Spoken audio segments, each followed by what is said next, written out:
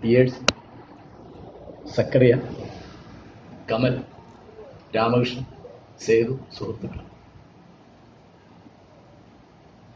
ഞാൻ ഈ പരിപാടിക്ക് 2-3 കാരണം കൊണ്ടാണ് വരാം എന്ന് പറഞ്ഞതും വന്നത്. ഒന്ന്, കേസരിയോട് എനിക്കുള്ളതും കേരളീയർക്ക് ഉണ്ടാകേണ്ടതുമായ ആദരം പ്രകടിപ്പിക്കാനുള്ളൊരു അവസരം. വേറെ ഒന്ന്, NBT ചെയർമാൻ സ്ഥാനം രാജിവെച്ചപ്പോൾ ഞാൻ സേതുവിനെ വിളിച്ചിരുന്നു. അങ്ങനെയൊക്കെ നമ്മുടെ എഴുത്തുകാർ പതിവില്ല. ഞാൻ പറഞ്ഞു, ഇങ്ങനെ ഒരു മലയാളി എഴുത്തുകാരോട് ഇങ്ങനെ ഇതൊക്കെ നന്നായി എന്ന് പറയാൻ എനിക്കൊരു അവസരം കിട്ടിയല്ലോ, എനിക്ക് അതിനെപ്പറ്റി വലിയ അഭിമാനം തോന്നുന്നുണ്ടെന്ന് ഞാൻ പറഞ്ഞു. പിന്നെ ഈ പ്രസ്ഥാനത്തെ പറ്റി കേട്ടത് ഞാൻ സുനിലോട് പറയായിരുന്നു. അതായത് ഈ ശർമ്മയും സതീശനും കൂടിയിട്ട് അങ്ങനെയൊക്കെ നമുക്ക് കാര്യങ്ങൾ നടത്താൻ പറ്റുന്നു വരുന്നത് നല്ലതാണ്. അപ്പൊ ഞാൻ അതിനോടുള്ളൊരു അനുമോദനം പറയാനും അതിൽ പങ്കാളിയാവാനോട് വന്നതാണ്. കേസരിയെ പറ്റി ഞാൻ ഒരു വാക്ക് പറയാൻ ഉദ്ദേശിക്കുന്നു. തിരുവിതാംകൂറില് രാജാക്കന്മാരുടെ പേര് പറയാറില്ല. സ്വാതി തിരുനാൾ, ചിത്തിര തിരുനാൾ,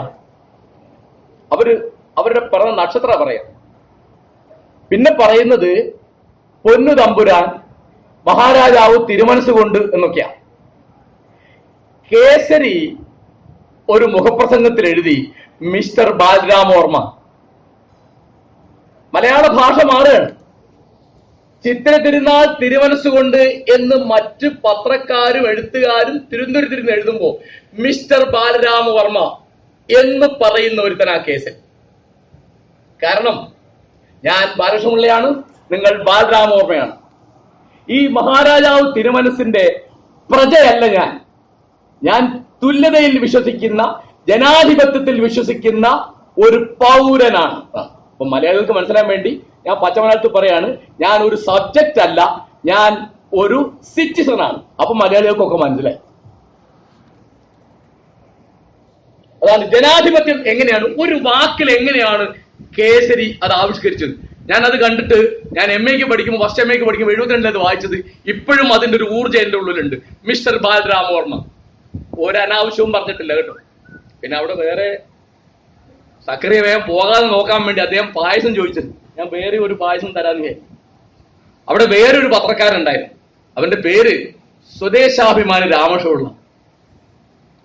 അവിടെ ഒരു ദിവാൻ ഉണ്ടായിരുന്നു, എന്ന് പറഞ്ഞാൽ പ്രധാനമന്ത്രി രാജഗോപാലാചാരി. അപ്പൊ അദ്ദേഹത്തെ പറ്റി പല പരാതികളിൽ ഒരു പരാതി, അവിടെ ചില അച്ചീഗ്രഹങ്ങളിൽ അദ്ദേഹത്തിന് ചില വേണ്ടാത്ത ബന്ധങ്ങളുണ്ട്. അതൊക്കെ ചില ഗവൺമെന്റ് നിലപാടുകളെ സ്വാധീനിക്കുന്നുണ്ട്, അഴിമതിയുണ്ട്, സ്വജനപക്ഷപാതം എന്നൊക്കെ ഉണ്ട്. അപ്പോ സ്വദേശാഭിമാനി ഒരു ദിവസം അദ്ദേഹത്തിന്റെ പത്രത്തില് രാജഗോപാലാചാരി എന്ന് എഴുതേണ്ടടുത്തൊക്കെ ജാരഗോപാലാചാരി. അവന് പത്രം വന്നപ്പോ ബോംബ് പൊട്ടുകയാണ്. തിരുവനന്തപുരത്ത് പത്രം ഇറങ്ങാണ്. എന്താണ്? ജാരഗോപാലാചാരി. 10 മണിയാകുമ്പോഴേക്ക് ലോയർ നോട്ടീസ് ഇവിടെ കിട്ടി. അതായത് ഇത് പിൻവലിച്ച് മാപ്പ് വരണം, അങ്ങനെയാണ് ഇങ്ങനെയാണ് നടപടി എടുക്കും, നഷ്ടം എന്നൊക്കെ പറഞ്ഞിട്ട് ഡിഫമേഷൻ, മാനഹാനി. അപ്പൊ പിറ്റേന്ന് 1ാമത്തെ പേജില് സ്വദേശാഭിമാനിയുടെ ഒരു കോളം. എന്താണ് കോളം?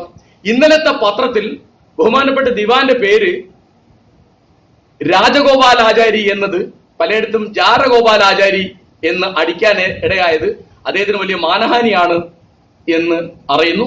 ഞങ്ങളതിൽ ഖേദിക്കുന്നു. ഞങ്ങളത് മനഃപൂർവ്വം ചെയ്തതല്ല, അതൊരു അച്ചിപ്പിഴയാണ് എന്ന്.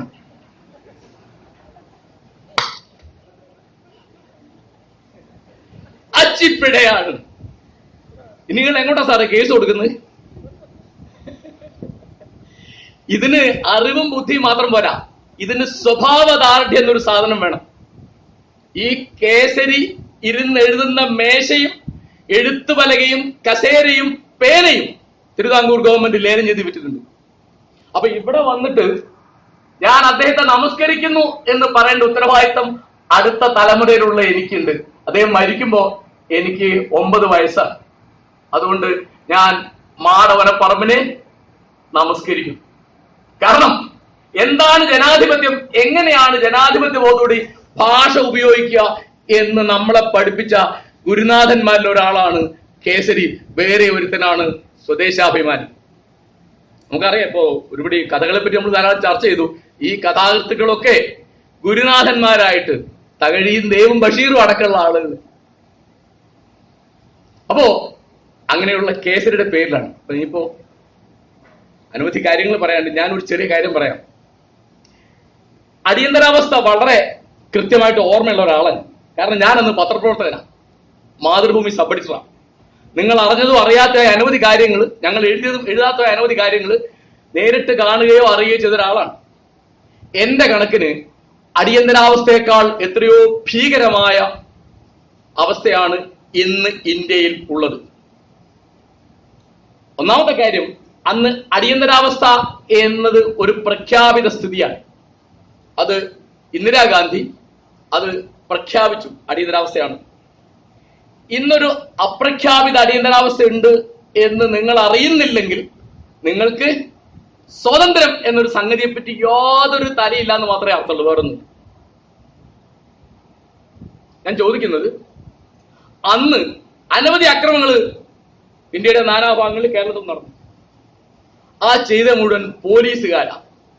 ഇന്ന് ജനക്കൂട്ടം അത് ചെയ്യുന്നു. അതാ ആലോചിക്കേണ്ടത്. കാരണം തിരുവനന്തപുരത്ത് എന്താണ് കമൽ എന്ന് പറഞ്ഞത്, നിങ്ങൾ എന്ത് നടപടി എടുക്കുന്നതും ഒരു വാക്ക് എന്നോട് പറയണം. കാരണം ഞാൻ ചെയർമാനായുള്ള ഒരു അക്കാദമിയാണ് നടത്തുന്നത്. ദേശീയ ഗാനം ആലപിക്കുന്ന സമയത്ത് നീ എന്തുകൊണ്ട് എഴുന്നേറ്റില്ല എന്നൊരു പോലീസുകാരനല്ല ചോദിക്കുന്നത്, തൊട്ടടുത്തുള്ള ഒരു ജനക്കൂട്ടത്തിന് കൊടുത്തിരിക്കുക ഈ സാധനം. ദാദ്രിയിൽ 50 വയസ്സുള്ള അഹമ്മദ് അഖ്ലാഖ് എന്ന് പറയുന്ന ഗൃഹസ്ഥനെ തല്ലിക്കൊല്ലുന്നത് 100-150 പേരുള്ള ഒരു ജനക്കൂട്ടാണ്. എന്താ കാരണം? അദ്ദേഹം പശുവിറച്ചി കഴിച്ചു എന്നൊരു പരാതിയുണ്ട്. സക്കരോട് ഞാൻ 100% യോജിക്കുകയാണ്. കാരണം ഇത് ഫാസിസം എന്ന് പറയുന്നത് മോദിയുടെ വീട്ടുപേരല്ല, തെറ്റിദ്ധരിക്കേണ്ട. നമ്മളിപ്പോ അങ്ങനെ ധരിക്കുക, അദ്ദേഹത്തിന്റെ കുടുംബ പേരായിരുന്നു. UP എന്നുള്ള സംസ്ഥാനത്ത് ഗോവധം നിരോധിച്ച് നിയമം കൊണ്ടുവന്നത് ഇന്ത്യൻ നാഷണൽ കോൺഗ്രസ് ആണ്. ദാദ്രിയിൽ കൊലപാതകം നടക്കുമ്പോ അവിടുത്തെ മുഖ്യമന്ത്രി അഖിലേഷ് യാദവ് ആണ്, അദ്ദേഹം സമാജ്വാദി പാർട്ടിക്കാരനാണ്. ആ കൊന്നത് BJP-ക്കാരോ സംഘപരിവാറോ ആണെന്നുള്ളൂ. ഇവരെങ്ങനെയാ ഇതിൽ നിന്ന് രക്ഷപ്പെടുക? ഇപ്പൊ ഞാൻ നിങ്ങൾക്ക്, നമ്മൾ മലയാളികളാണല്ലോ, ഞാൻ ചെറിയ വാർത്ത പറയാം. എങ്ങനെയാണ് മാധ്യമങ്ങൾ ഫാസിസം നടപ്പാക്കുന്നതിന്റെ ഒരു തെളിവാണ് ഞാൻ പറയുന്നത്.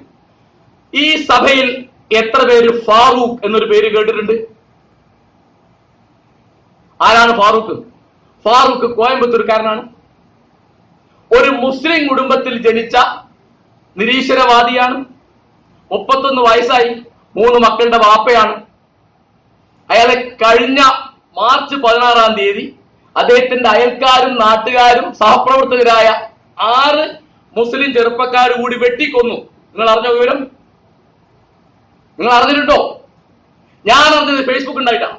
ഫേസ്ബുക്കിന് സർക്കുലേഷൻ മാനേജർ ഇല്ല, ഫേസ്ബുക്കിന് അഡ്വർടൈസ്മെന്റ് മാനേജർ ഇല്ല. മലയാളത്തിലെ ഏത് പത്രത്തിലാണ്, ഏത് ചാനലിലാണ് നിങ്ങൾ ആ വാർത്ത കണ്ടതെന്ന് പറയാം. ഫാറൂഖ് എന്ന ദരിദ്രനായ ചെറുപ്പക്കാരൻ, അയാള് നിരീശ്വരവാദിയായിരുന്നു, നിർമ്മതവാദിയായിരുന്നു. അയാളുടെ മകൾക്ക് നിരീശ്വരത്തിൽ ഒരു താല്പര്യം തോന്നിയിരുന്നു. ചെറിയ കുട്ടിയാണ്. അപ്പൊ അവളൊരു പ്ലക്കാർഡ് പിടിച്ചു നിൽക്കുന്നു, ഞാൻ ദൈവത്തിൽ വിശ്വസിക്കുന്നില്ല.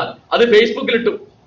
അന്ന് രാത്രിയാണ് 6 പേര് അയാളെ നേരിട്ട് ഫോണിൽ വിളിച്ചിട്ട്, അയാളുടെ സുഹൃത്തുക്കളെ വിളിച്ചിട്ട്, അപ്പൊ അയാളുടെ ബാപ്പ പറഞ്ഞു, നീ പോലെ ഈ സമയത്ത് 11 മണിക്കാ. അയാളെ വെട്ടിക്കൊന്നു. പാലക്കാട് നിന്ന് 40 കിലോമീറ്ററാണ് കോയമ്പത്തൂരേക്ക്. കോയമ്പത്തൂരിൽ ഇവിടുത്തെ കേരളത്തിലെ എല്ലാ മാധ്യമങ്ങൾക്കും ബ്യൂറോ ഉണ്ട്. ഇവിടുത്തെ വളരെ പ്രധാനപ്പെട്ട ഒരു ചാനലിന്റെ മുഖ്യനെ ഞാൻ വിളിച്ചു. ഞാൻ പറഞ്ഞു, ഫാറൂഖിന്റെ കാര്യം നിങ്ങൾ കേട്ടോ? ഇല്ല മാഷെ, എന്താ സംഭവം? ഞാൻ പറഞ്ഞു, അവനെ വെട്ടിക്കൊന്നു. ആര്? ഇതൊക്കെ പറഞ്ഞു. അയ്യോ, ഞാൻ അറിഞ്ഞിട്ടില്ല. ഞാൻ ചോദിച്ചു, നിങ്ങൾക്ക് അവിടെ ബ്യൂറോ അല്ലേ ഉണ്ട്? അപ്പൊ ആ ബ്യൂറോയിൽ വിളിച്ചു അദ്ദേഹം എന്നെ വിളിച്ചു പറഞ്ഞു, അത് തമിഴിൽ കൊടുത്തിട്ടുണ്ട് എന്ന് പറഞ്ഞു. എന്താ കാര്യം? നിങ്ങൾക്ക് മുസ്ലിങ്ങളുടെ ഇടയ്ക്കുള്ള ഫാസിസം നിങ്ങൾ ചർച്ച ചെയ്യില്ല. കാര്യം മനസ്സിലാവുണ്ടോ? ഇവിടുത്തെ ഫാസ് എന്ന് പറയുന്നത് പൊളിറ്റിക്കൽ ഫാസിസത്തെക്കാൾ ഭീകരമാണ് കൾച്ചറൽ ഫാസിസം, സാംസ്കാരിക ഫാസിസം. തെളിവ് വേണോ? തെളിവ് ഞാൻ തരാം. ഇപ്പോ ചേകനൂർ മൗലവിയെ കൊന്നത് 93 ജൂലൈ 29.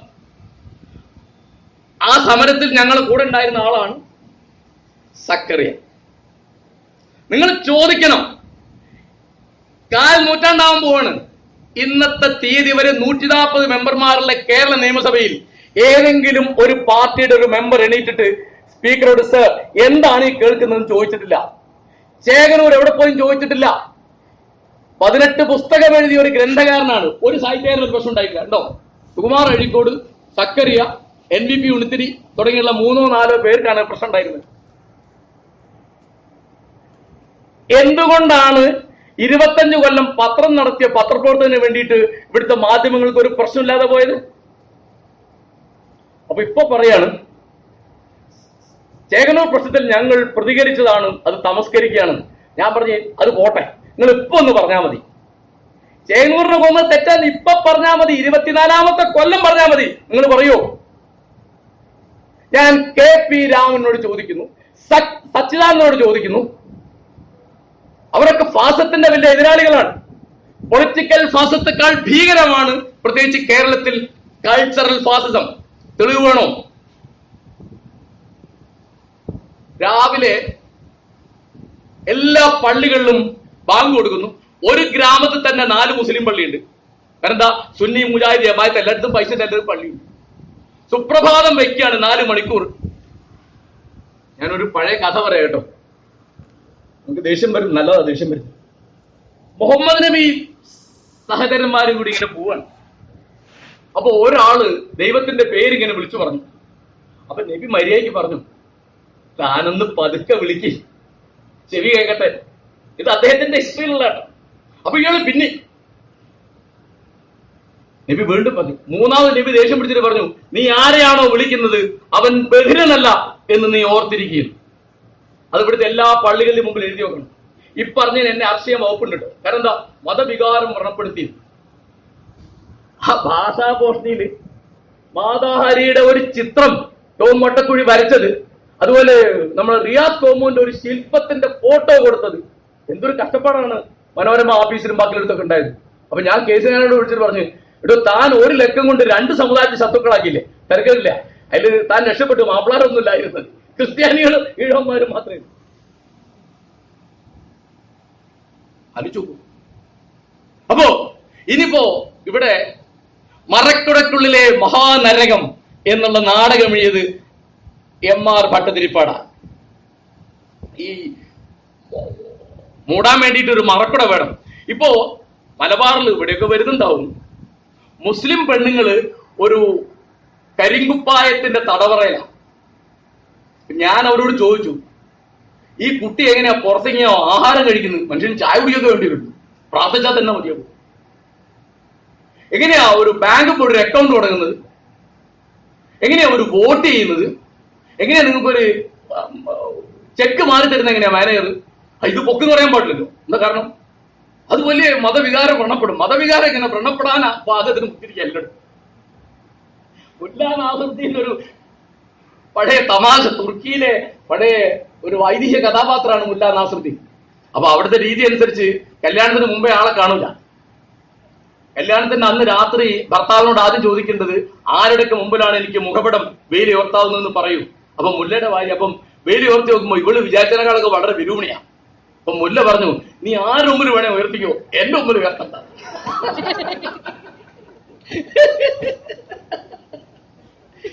ഞാൻ ഇവരോട് ചോദിക്കുന്നു, ഈ കുട്ടിയെ കാണാതെ പോയാൽ എങ്ങനെ ഒരു പരസ്യം കൊടുക്കും? വീട്ടിൽ നിന്ന് പുറത്തേക്ക് പോയ പെൺകുട്ടി മടങ്ങി വന്നില്ല. അവളെ ആരെയും തട്ടിക്കൊണ്ടുപോയിരിക്കാം, അവൾ ആരും കൂടെ ഒളിച്ചോടി പോയിരിക്കാം, അല്ലെങ്കിൽ അവളുള്ള ബസ്സിലോ വണ്ടിയിലോ വീണിട്ട് അപകടം പറ്റിയിരിക്കാം. അപ്പൊ ഞാൻ പറഞ്ഞു, ഈ കണ്ണ് മാത്രമായിട്ട് ഒരു പരസ്യം കൊടുത്താൽ ഐശ്വര്യ റായ് ഒഴിച്ച് വേറെ ഒരു പെണ്ണിന് ഇന്ത്യയെ തിരിച്ചറിയില്ല. എന്താ സ്ഥിതി? ഇത് പറയാൻ പാടില്ല. ഇത് ഇസ്ലാമോഫോബി എന്ന് പറയും. ആര് പറയും? അതിന് കൂലി വാങ്ങുന്ന മുസ്ലിങ്ങളല്ലാത്ത എഴുത്തുകാരുണ്ട് ഈ നാട്ടില്. ഇവിടെ കൂലിക്കാരുണ്ട്. അവര് കവികളാണ്, കഥാകൃത്തുക്കളാണ്, പത്രപ്രവർത്തകരാണ്, സിനിമക്കാരാണ്. കാരണം എന്താ? മറ്റവന്റെ വർഗീയതയെ താങ്ങിയാൽ ഇവനും സെക്കുലറായി മറ്റവനും സെക്കുലറായി. നല്ല കച്ചവടമല്ലേ ഇത്? അല്ലേ? ഇസ്ലാമിസ്റ്റിന്റെ വർഗീയത താങ്ങുക എന്താ? നിങ്ങൾക്ക് കൂലിയും കിട്ടും, നിങ്ങൾ വലിയ സെക്കുലറാവും. കാരണം മറ്റവൻ കൈയടിക്കും, ഇവനും സെക്കുലറായി. നല്ല വൃത്തിയാക്കലല്ലേ? ഈ ജാതി തട്ടിപ്പ് നടക്കുന്ന വിചിത്രമായ ഒരു പ്രദേശമാണ് കേരളം. ഞാൻ പറയുന്നത് ചെറിയ എഴുത്തുകാരനുള്ള സച്ചിദാനന്ദൻ നമ്മുടെ സാഹിത്യ ചരിത്രത്തിലുള്ള ഒരാളാണ്, പണ്ഡിതനാണ്. നമ്മുടെ അംബാസഡറായിട്ട് കേരളത്തിന് പുറത്ത് ഇന്ത്യക്ക് പുറത്തും പോകുന്ന എഴുത്തുകാരനാണ് സച്ചിദാനന്ദൻ. ഒരു കവി എന്നുള്ള എനിക്ക് അദ്ദേഹത്തെ വലിയ ബഹുമാനമാണ്. ഞാൻ അദ്ദേഹത്തെ പറ്റി എത്രയോ കാലം പഠിപ്പിച്ചിട്ടുണ്ട്, പ്രസംഗിച്ചിട്ടുണ്ട്, ലേഖനം എഴുതിയിട്ടുണ്ട്, പലതും ചെയ്തിട്ടുണ്ട്. ഇന്ന് ഈ മുഖപടം വെച്ചിട്ട് വേണം പെൺകുട്ടികൾ പുറത്തിറങ്ങാൻ എന്ന് പറയുന്നതിന് അവർ പറയുന്ന പേര്, ആര്? സച്ചിദാനന്ദനും കൂട്ടുകാരും പറയുന്ന പേര് ഇസ്ലാമോഫോബിയ എന്ന് പറഞ്ഞാൽ കൾച്ചറൽ ഫാസത്തിന്റെ കൂടെയാണ് നിങ്ങൾ. നിങ്ങൾക്ക് എന്ത് അർഹതയാണ് പൊളിറ്റിക്കൽ ഫാസത്തെ പറ്റി പറയാനെന്ന് ഞാൻ ചോദിക്കുന്നു. ഇവിടുത്തെ പ്രധാനപ്പെട്ട ഒരു മാധ്യമത്തിൽ ഉണ്ടായ ഒരു സംഭവം, ഒരു ടെക്നിക്കൽ പോസ്റ്റ് ഒരു പെൺകുട്ടി വന്നു, ഒന്നാം തരമായിട്ട് പെർഫോം ചെയ്തു. അവർ കൊടുക്കാൻ തീരുമാനിച്ചു. ആ CEO എന്നോട് പറഞ്ഞു എന്റെ മാഷെ ഞങ്ങളുടെ പേര് പറയില്ലേ, ബാക്കിയൊക്കെ മാഷ് പറഞ്ഞു സത്യ, ഞാൻ തെളിവ് വരാം, പക്ഷെ ഞങ്ങളുടെ പേര് പറയില്ലേ. അപ്പൊ ഈ കുട്ടിയോട് പറഞ്ഞു, നിങ്ങളെ ഞങ്ങൾക്ക് വളരെ താല്പര്യമായി, ഇഷ്ടമായി, പക്ഷെ ഇങ്ങനെ ഒരു വേഷത്തിൽ ഞങ്ങളുടെ ഓഫീസിൽ ഒരാൾക്ക് വരാൻ പറ്റില്ല. ആ കുട്ടി പറഞ്ഞത് അതിന്റെ പേഴ്സണൽ കാര്യമല്ലേ ആണ്. അപ്പൊ അവര് പറഞ്ഞു ഞങ്ങൾക്ക് നിവൃത്തിയില്ല. അപ്പോൾ പറഞ്ഞു എനിക്ക് ആ ജോലി വേണ്ട. കണ്ടോ, പെണ്ണിനെ ഈ സാമൂഹ്യ ജീവിതത്തിൽ നിന്ന് അടുക്കളയിൽ നിന്ന് അരങ്ങത്തേക്ക് കേട്ടോ, നമ്മുടെ ചരിത്രത വീട്ടി ഭട്ടതിരിപ്പാട് നമ്മൾ എഴുന്നേറ്റ് നിൽക്കേണ്ടതാ. കാരണം അവന്റെ സ്റ്റേജിലേക്ക് ഇവിടുത്തെ ബ്രാഹ്മണ പൗരോഹിത്യം വെടിവെച്ചിട്ടുണ്ട്. രണ്ടുപേരുടെ നേരെ ആ വെടി വന്നത്, ഒന്ന് വീട്ടിയുടെ നേരെ, വേറൊന്ന് നിലമ്പൂർ ആയിഷയുടെ നേരെ. ഭാഗ്യത്തിന് ആയിഷ ജീവിച്ചിരിപ്പുണ്ട് കേട്ടോ. നിലമ്പൂർ ആയിഷ കൊണ്ടോട്ടിയിൽ നാടകം നടത്തുമ്പോൾ വെടിവെക്കുന്നു, വീട്ടിക്കും വെടികൊള്ളാതെ രക്ഷപ്പെടുന്നു. അപ്പൊ അടുക്കളയിൽ നിന്ന് അരങ്ങത്തേക്ക് എന്നുള്ളത്, അരങ്ങിൽ നിന്ന് അടുക്കളയിലേക്ക് ഇവളെ, ഈ സ്ത്രീയെ അടിച്ചോടിക്കുന്ന ഒരു പണി നടക്കുന്നു. അതിനെപ്പറ്റി മിണ്ടാൻ പാടില്ല, ഇസ്ലാമിനെ വിമർശിക്കാൻ പാടില്ല. അതിന് പേരെന്താണ്? ഇസ്ലാമോഫോബിയ. ആര് പറയുന്നു? ഇവിടുത്തെ വലിയ പണ്ഡിതന്മാരും ചിന്തകന്മാരും പത്രപ്രവർത്തകരും പറയുന്നു. ഞങ്ങൾ പറയുന്നു ഇതിനൊക്കെ നിങ്ങൾ കണക്ക് പറയേണ്ടി വരും. ഈ വാങ്ങിയ സമ്മാനങ്ങളും സൗജന്യങ്ങളും സൽക്കാരങ്ങളും മുഴുവൻ നിങ്ങൾ ഞങ്ങളുടെ ചെലവിലാണ് നേടിയത് എന്ന് നിങ്ങൾ പറയും. കാരണം ജമ്മൻ ചെലവാക്കിയിട്ട് ഇതിന് വിമർശനം എന്നെ പോലെ ഇത്ര ആളുകൾ ഈ നാട്ടിലുണ്ട്. 1970 അത് പറഞ്ഞ ഒരുത്തണം. ഞാൻ ഫസ്റ്റ് BA പഠിക്കുമ്പോഴാണ് കോഴിക്കോട്ട് ഇസ്ലാം ആൻഡ് മോഡേൺ സൊസൈറ്റി എന്ന് പറഞ്ഞിട്ട് NP മുഹമ്മദും ചേകനൂരും ഒരു സൊസൈറ്റി ഉണ്ടാക്കിയത്. ഞങ്ങൾക്ക് അന്ന് അത് മനസ്സിലായത് ഇത് വലിയ അന്യായമാണ്. ഏത് അന്യായം? ഞങ്ങൾക്ക് പറഞ്ഞുതരാം. ഇസ്ലാമിക ശരീഅത്തനുസരിച്ച് പാപ്പ മരിച്ചാൽ മകന് കിട്ടുന്നതിന്റെ പകുതിയെ മകൾക്ക് കിട്ടുള്ളൂ. കാരണം ശരീഅത്തിലെ മിക്ക ഭാഗം വെച്ചിട്ട് ഒരു അർദ്ധ പുരുഷനാ സ്ത്രീ. തെളിവ് വേണോ? ശരീഅത്തനുസരിച്ച് കോടതിയിൽ മൊഴി കൊടുക്കാൻ ഒരു പുരുഷൻ മതിയാവുന്നിടത്ത് 2 സ്ത്രീ വേണം. അപ്പൊ പകുതിയല്ലേ ഉള്ളൂ. എന്റെ സാറ് ഇതൊക്കെ 1400 കൊല്ലം മുമ്പത്തെ കാര്യങ്ങളാണ്. അപ്പൊ 1400 കൊല്ലം മുമ്പത്തെ കാര്യങ്ങൾ തുടരണമെന്ന് പറയരുത് എന്ന് പറഞ്ഞാൽ ഇവിടുത്തെ എല്ലാ പാർട്ടിയും പറയും അയ്യോ അത് പറയരുത്, എന്താ മതവികാരം വ്രണപ്പെടും. അത് പറയുന്നു. CPM പറയുന്നു, CPI പറയുന്നു, കോൺഗ്രസ് പറയുന്നു. BJPക്ക് അറിഞ്ഞൂടാ എന്താ ഏക സിവിൽ കോഡ് എന്ന് പറഞ്ഞാൽ. നിങ്ങൾ തെറ്റിദ്ധരിക്കരുത് കേട്ടോ. ഏക സിവിൽ കോഡിന്റെ ഒരു സാധനവും നരേന്ദ്രമോദിയോ BJPയോ തയ്യാറാക്കി അവർക്ക് ബുദ്ധിമുട്ടാ. കാരണം സ്ത്രീ വിരുദ്ധമാണ് എല്ലാ ചരക്കുന്ന്. ഗാന്ധിയെ പറ്റി സക്കറിയ പറഞ്ഞല്ലോ. ഗാന്ധി പറഞ്ഞൊരു വാക്യം ഞാൻ പറയാം. ഇന്ത്യയിലെ ഏത് നഗരത്തിലും ഏത് ഗ്രാമത്തിലും ഏത് സമയത്തും ഏത് ആവശ്യത്തിനും ഒരു പെൺകുട്ടിക്ക് ഒറ്റയ്ക്ക് ഇറങ്ങി നടക്കാവുന്ന സ്ഥിതി ഉണ്ടെങ്കിൽ മാത്രമേ ഇന്ത്യക്ക് സ്വാതന്ത്ര്യം കിട്ടി എന്ന് ഞാൻ പറയുകയുള്ളൂ. ഗാന്ധിയാകട്ടെ ചരിത്രം അറിഞ്ഞുകൂടാ എന്ന് കമ്മ്യൂണിസ്റ്റുകാർ പറയുന്ന ഗാന്ധി, പിന്തിരിപ്പനാണ് എന്ന് കമ്മ്യൂണിസ്റ്റുകാരും സോഷ്യലിസ്റ്റും പറയുന്ന ഗാന്ധി. വലിയ പ്രത്യയശാസ്ത്രം കേട്ടോ. ഞാനൊരു ചെറിയ കഥ പറയാം, ഇടയ്ക്ക് കഥയും പറയണല്ലോ അല്ലേ. താരിഖ് അലി ഇന്റർവ്യൂ ചെയ്യും. പാകിസ്ഥാൻ ജേർണലിസ്റ്റാണ് താരിഖ് അലി. ആരെ? കെ ദാമോദരൻ. കെ ദാമോദരൻ അതിനിടയ്ക്ക് പറയും, താരിഖ് അലി ഞാൻ തന്നോടൊരു കഥ പറയാം. എന്താണ്? വിയറ്റ്നാമിൽ ചെന്നു ഇവരെ കൂടി. ഹോച്ചിമിന്റെ അടുത്തിരിക്കുക കെ ദാമോദരൻ. അപ്പൊ അപ്പൊ കെ ദാമോദരൻ ഹോച്ചിമിനോട് പറഞ്ഞു, എനിക്കൊരു കാര്യം ചോദിക്കാനുണ്ട്, ചോദിക്കുക എന്ന് പറഞ്ഞു. ഈ 30കളിലൊക്കെ ഇന്ത്യയിലെ മാതിരി ഒരു ചെറിയ പാർട്ടിയായിരുന്നു വിയറ്റ്നാമിലും കമ്മ്യൂണിസ്റ്റ് പാർട്ടി. എങ്ങനെയാണ് ഇത്ര വലിയ പാർട്ടിയായിട്ട് ഭരണകക്ഷിയായിട്ട് വന്നത്? എന്താ അതിന്റെ കാര്യം എന്ന് എന്നോട് പറയൂ എന്ന് പറഞ്ഞു. അപ്പൊ ഹോച്ചിമിൻ ചിരിച്ചിട്ട് പറഞ്ഞു, ഇന്ത്യയിൽ ഗാന്ധി ഉണ്ടായിരുന്നു, വിയറ്റ്നാമിൽ ഞാനായിരുന്നു ഗാന്ധി. കേട്ടോ, വിയറ്റ്നാമിലിരിക്കുന്ന ഹോച്ചിമിന് മനസ്സിലാവും ആരാണ് ഗാന്ധി. ഇവിടുത്തെ കമ്മ്യൂണിസ്റ്റ് സൈദ്ധാന്തികൾക്ക് മനസ്സിലാവുന്നില്ല. വേറെ വിശേഷമൊന്നുമില്ല കേട്ടോ. വലിയ സംഭവം ഉണ്ടാക്കിയതാണ്. എന്തുണ്ടാക്കിയത്? ഗാന്ധി മഹാപിന്തിരിപ്പനാണെന്നും മഹോളരാത്തവനാണെന്നും ഒക്കെ നാട്ടുകാരെ പറഞ്ഞു പഠിപ്പിച്ചു. ഒരു തെറ്റും പറ്റാത്ത ഏതോ പുണ്യാത്മാവാണ് ഗാന്ധിച്ചിട്ട് അല്ലട്ടോ ഞാൻ വർത്തമാനം പറഞ്ഞത്. ഗാന്ധിക്ക് കാര്യങ്ങൾ തിരിയും, അദ്ദേഹത്തിന് പരിമിതികളുണ്ട്, അദ്ദേഹത്തിന് തെറ്റ് പറ്റിയിട്ടുണ്ട്. അത് തെറ്റുപറ്റിയ അദ്ദേഹത്തിന് തിരിച്ചറിയുമ്പോൾ അദ്ദേഹം പറയും ഇത് ഹിമാലയൻ അബദ്ധമാണെന്ന് പറയും. അങ്ങനത്തെ ഒരുത്തനാ ഗാന്ധി. അപ്പൊ നമ്മുടെ മുഖ്യ ശത്രു ഈ സ്വാതന്ത്ര്യത്തിന്റെയും ജനാധിപത്യത്തിന്റെയും ദേശീയതയുടെയും അതാ അപ്പൊ പറഞ്ഞൊരു പ്രധാന കാര്യമാണ് ദേശീയത. സോക്രട്ടീസിനെ പറ്റി പറഞ്ഞു. ഞാനൊരു സോക്രട്ടീസിന്റെ ഒരു കഥ ഞാൻ പറയാം. സോക്രട്ടീസ് ഒരക്ഷരം എഴുതിയിട്ടില്ല, അത് എവിടെയും പഠിപ്പിച്ചിട്ടില്ല. കോടതിയിൽ ഞാൻ പറയുന്നുണ്ട്, ഞാൻ അധ്യാപകനാണെന്ന് പറയാതെ, കാരണം ഞാൻ എന്റെ പ്രതിഫലം വാങ്ങിയിട്ടില്ല. പ്രതിഫലം വാങ്ങുന്ന അധ്യാപകർ നാട്ടിൽ ഞാൻ വാങ്ങിയിട്ടില്ല. അദ്ദേഹം എന്താ ചെയ്യുന്നത്? റോട്ടുമൊക്കെ തിന്ന് വർത്താനം പറയാം. മരിക്കുന്നതിന് 1.5 കൊല്ലം മുമ്പാ പ്ലേറ്റോവിനെ കാണുന്നത്. പ്ലേറ്റോ ആണ് ഇതൊക്കെ എഴുതിയത്, അദ്ദേഹം ഒന്നും എഴുതുന്നില്ല. ചെറിയൊരു കാര്യം, ഇന്ന് വളരെ അത്യാവശ്യമുള്ള ഒരു കഥ. ഒരു ചെറുപ്പക്കാരൻ വലിയ ആയുധമൊക്കെ എടുത്ത് പോവാണ്. അപ്പൊ സോക്രട്ടീസ് വിളിച്ചു. സോക്രട്ടീസിന് ഒരു തേഞ്ഞ ചെരുപ്പ്, കീറിയ പുതപ്പ് ഒക്കെ ആയിട്ട് 10 വയസ്സൊക്കെ ഗതിയില്ലാതെ ഇങ്ങനെ നിൽക്കുകയാണ്. അദ്ദേഹത്തിന് പണി വർത്തമാനം പറയാണ്, ആളോട് ചോദ്യം ചോദിക്കുകയാണ്. അപ്പൊ ഒരു ചെറുപ്പക്കാരൻ പോകുന്നു. താൻ എങ്ങോട്ടാ? സോക്രട്ടീസ്, എനിക്ക് നിങ്ങളോട് സംസാരിക്കാൻ സമയമില്ല. അല്ല, 1 മിനിറ്റ് നിൽക്കൂ, എനിക്ക് സമയമില്ല. താൻ എവിടെ പോകുന്നു? നിങ്ങൾ അറിഞ്ഞില്ലേ നമ്മുടെ ഏതെങ്കിലും പാർട്ടി തന്നെ യുദ്ധം തുടങ്ങിയല്ലോ? ഓ, ഞാൻ അറിഞ്ഞില്ല, യുദ്ധം തുടങ്ങി. അതെ, നിങ്ങൾ യുദ്ധത്തിന് പോകണം. അതെ, നിങ്ങൾ മരിക്കാൻ തയ്യാറായി പോകണം. അതെ, കൊല്ലാൻ തയ്യാറായിട്ട്. അതെ, നിങ്ങൾ മരിക്കാനും കൊല്ലാൻ. അതേ സോക്രട്ടീസ്, എനിക്ക് സമയമില്ല. ഓട്ടെ, നിങ്ങൾ എന്തിനാ യുദ്ധം? നിങ്ങൾ എന്ത് വർത്താനാ പറഞ്ഞത്? മനുഷ്യന് രാജ്യാഭിമാനം വേണ്ടേ, സ്വദേശാഭിമാനം വേണ്ടേ എന്ന് ചോദിക്കുന്നു സോക്രട്ടീസിനോട്. കാരണം ഞാൻ ഏതൻസിന് വേണ്ടി പൊരുതി മരിക്കും, സ്പാർട്ടക്കാരെ ഞാൻ കൊന്നുകളയും, അതിന് ആ ഉശിരു ഊറ്റുമായിട്ട് പോവാണ്. അപ്പൊ സോക്രട്ടീസ് അയാളോട് ചോദിച്ചു, എന്താണ് രാജ്യാഭിമാനം? അപ്പൊ അയാൾക്ക് അറിഞ്ഞൂടാ. കണ്ടോ, സോക്രട്ടീസ് അവരോട് പറഞ്ഞത്, ഏത് ആവശ്യത്തിന് വേണ്ടിയാണ് നിങ്ങൾ മരിക്കാനും കൊല്ലാനും തയ്യാറായി പോകുന്നത്?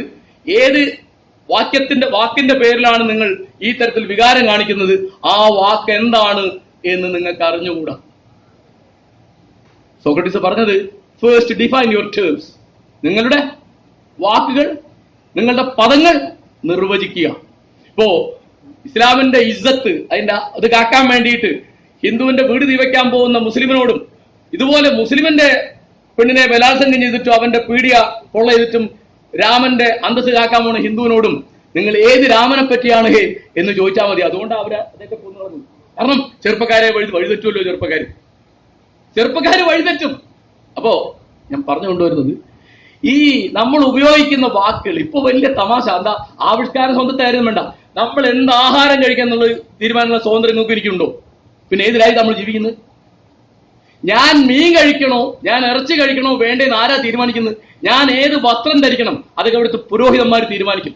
പൗരോഹിത്യത്തിലേക്ക് ഇന്ത്യ പോകുന്നതിന്റെ, മതരാഷ്ട്രത്തിലേക്ക് പോകുന്നതിന്റെ ഏറ്റവും പ്രകടമായ ഉദാഹരണമാണ് ഒരു യോഗി, ഒരു സന്യാസി, MLA പോലും അല്ലാത്തൊരു സന്യാസി ഇന്ന് ഇന്ത്യയിലെ ഏറ്റവും വലിയ സ്റ്റേറ്റായ UP യിൽ മുഖ്യമന്ത്രിയായി. കേട്ടോ, മതരാഷ്ട്രം എന്താണെന്ന് പാകിസ്ഥാൻ കാണിക്കും. അവിടെ 2% അമുസ്ലിങ്ങൾ, 90% മുസ്ലിങ്ങളാ. വല്ല സമാധാനം ഉണ്ടോ? വല്ല രക്ഷയുണ്ടോ? അവിടെ രാമജന്മഭൂമി പ്രസ്ഥാനമില്ല, രഥയാത്രയില്ല, അദ്വാനിയില്ല, മോദിയില്ല, ആരുമില്ല. നിങ്ങൾ തന്നെ ഉള്ളൂ. എന്നിട്ട് നിങ്ങൾക്ക് കണ്ണുമാന്ത്രം. എന്താ കാരണം? മതം എന്ന് പറഞ്ഞാൽ എന്താ? നിങ്ങൾ പറഞ്ഞ മതം, മറ്റൊന്നും മതമല്ല. നിങ്ങൾ പറയുന്നതാണ് മതം, മറ്റൊന്നും മതമല്ല. ഇപ്പൊ ഈ പറഞ്ഞതിന് എന്റെ തലവെട്ടിക്കൊള്ളാനുള്ള വകുപ്പ് ഇവിടുത്തെ മുസ്ലിങ്ങളുടെ കയ്യിലുണ്ട്. അങ്ങനെയാണ് എന്റെ സുഹൃത്ത് ചേകനൂരിനെ അവർ ശ്വാസം മുട്ടിച്ച് കൊന്നത്. അങ്ങനെയാണ് ഇപ്പോ എനിക്ക് നേരിട്ട് അറിഞ്ഞുകൂടാത്ത ഫാറൂഖിനെ അവർ വെട്ടിക്കൊന്നത്. ഇതാണ് സ്ഥിതി. സത്യം പറയട്ടോ, ഞങ്ങളുടെ ഒരു ബടായും പറയല്ല. ഈ വർത്തമാനം പറഞ്ഞതിന് തല പോകാൻ വകുപ്പുണ്ട് എന്നുള്ള തിരിച്ചറിവോട് കൂടി പറയുന്നതായിരുന്നു. ഇത് കള്ളുടിച്ചിട്ടൊന്നും പറയുന്നതല്ലോ. എന്താ തിരിയാതൊന്നല്ല. ഇതാണ് സ്ഥിതി. ഉണ്ടോ? അദ്ദേഹം പ്രതിഷേധിച്ച് ഇറങ്ങിപ്പോ എന്ത് ചെയ്യാൻ പറ്റും?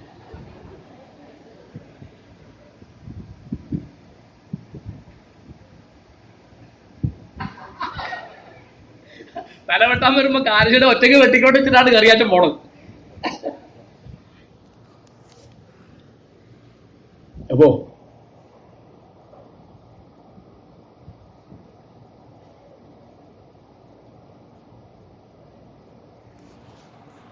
ഇന്നൊരു ചെറിയ കാര്യം, സ്വാതന്ത്ര്യം എന്നത് ഒരാൾക്ക് തരാൻ സാധിക്കില്ല.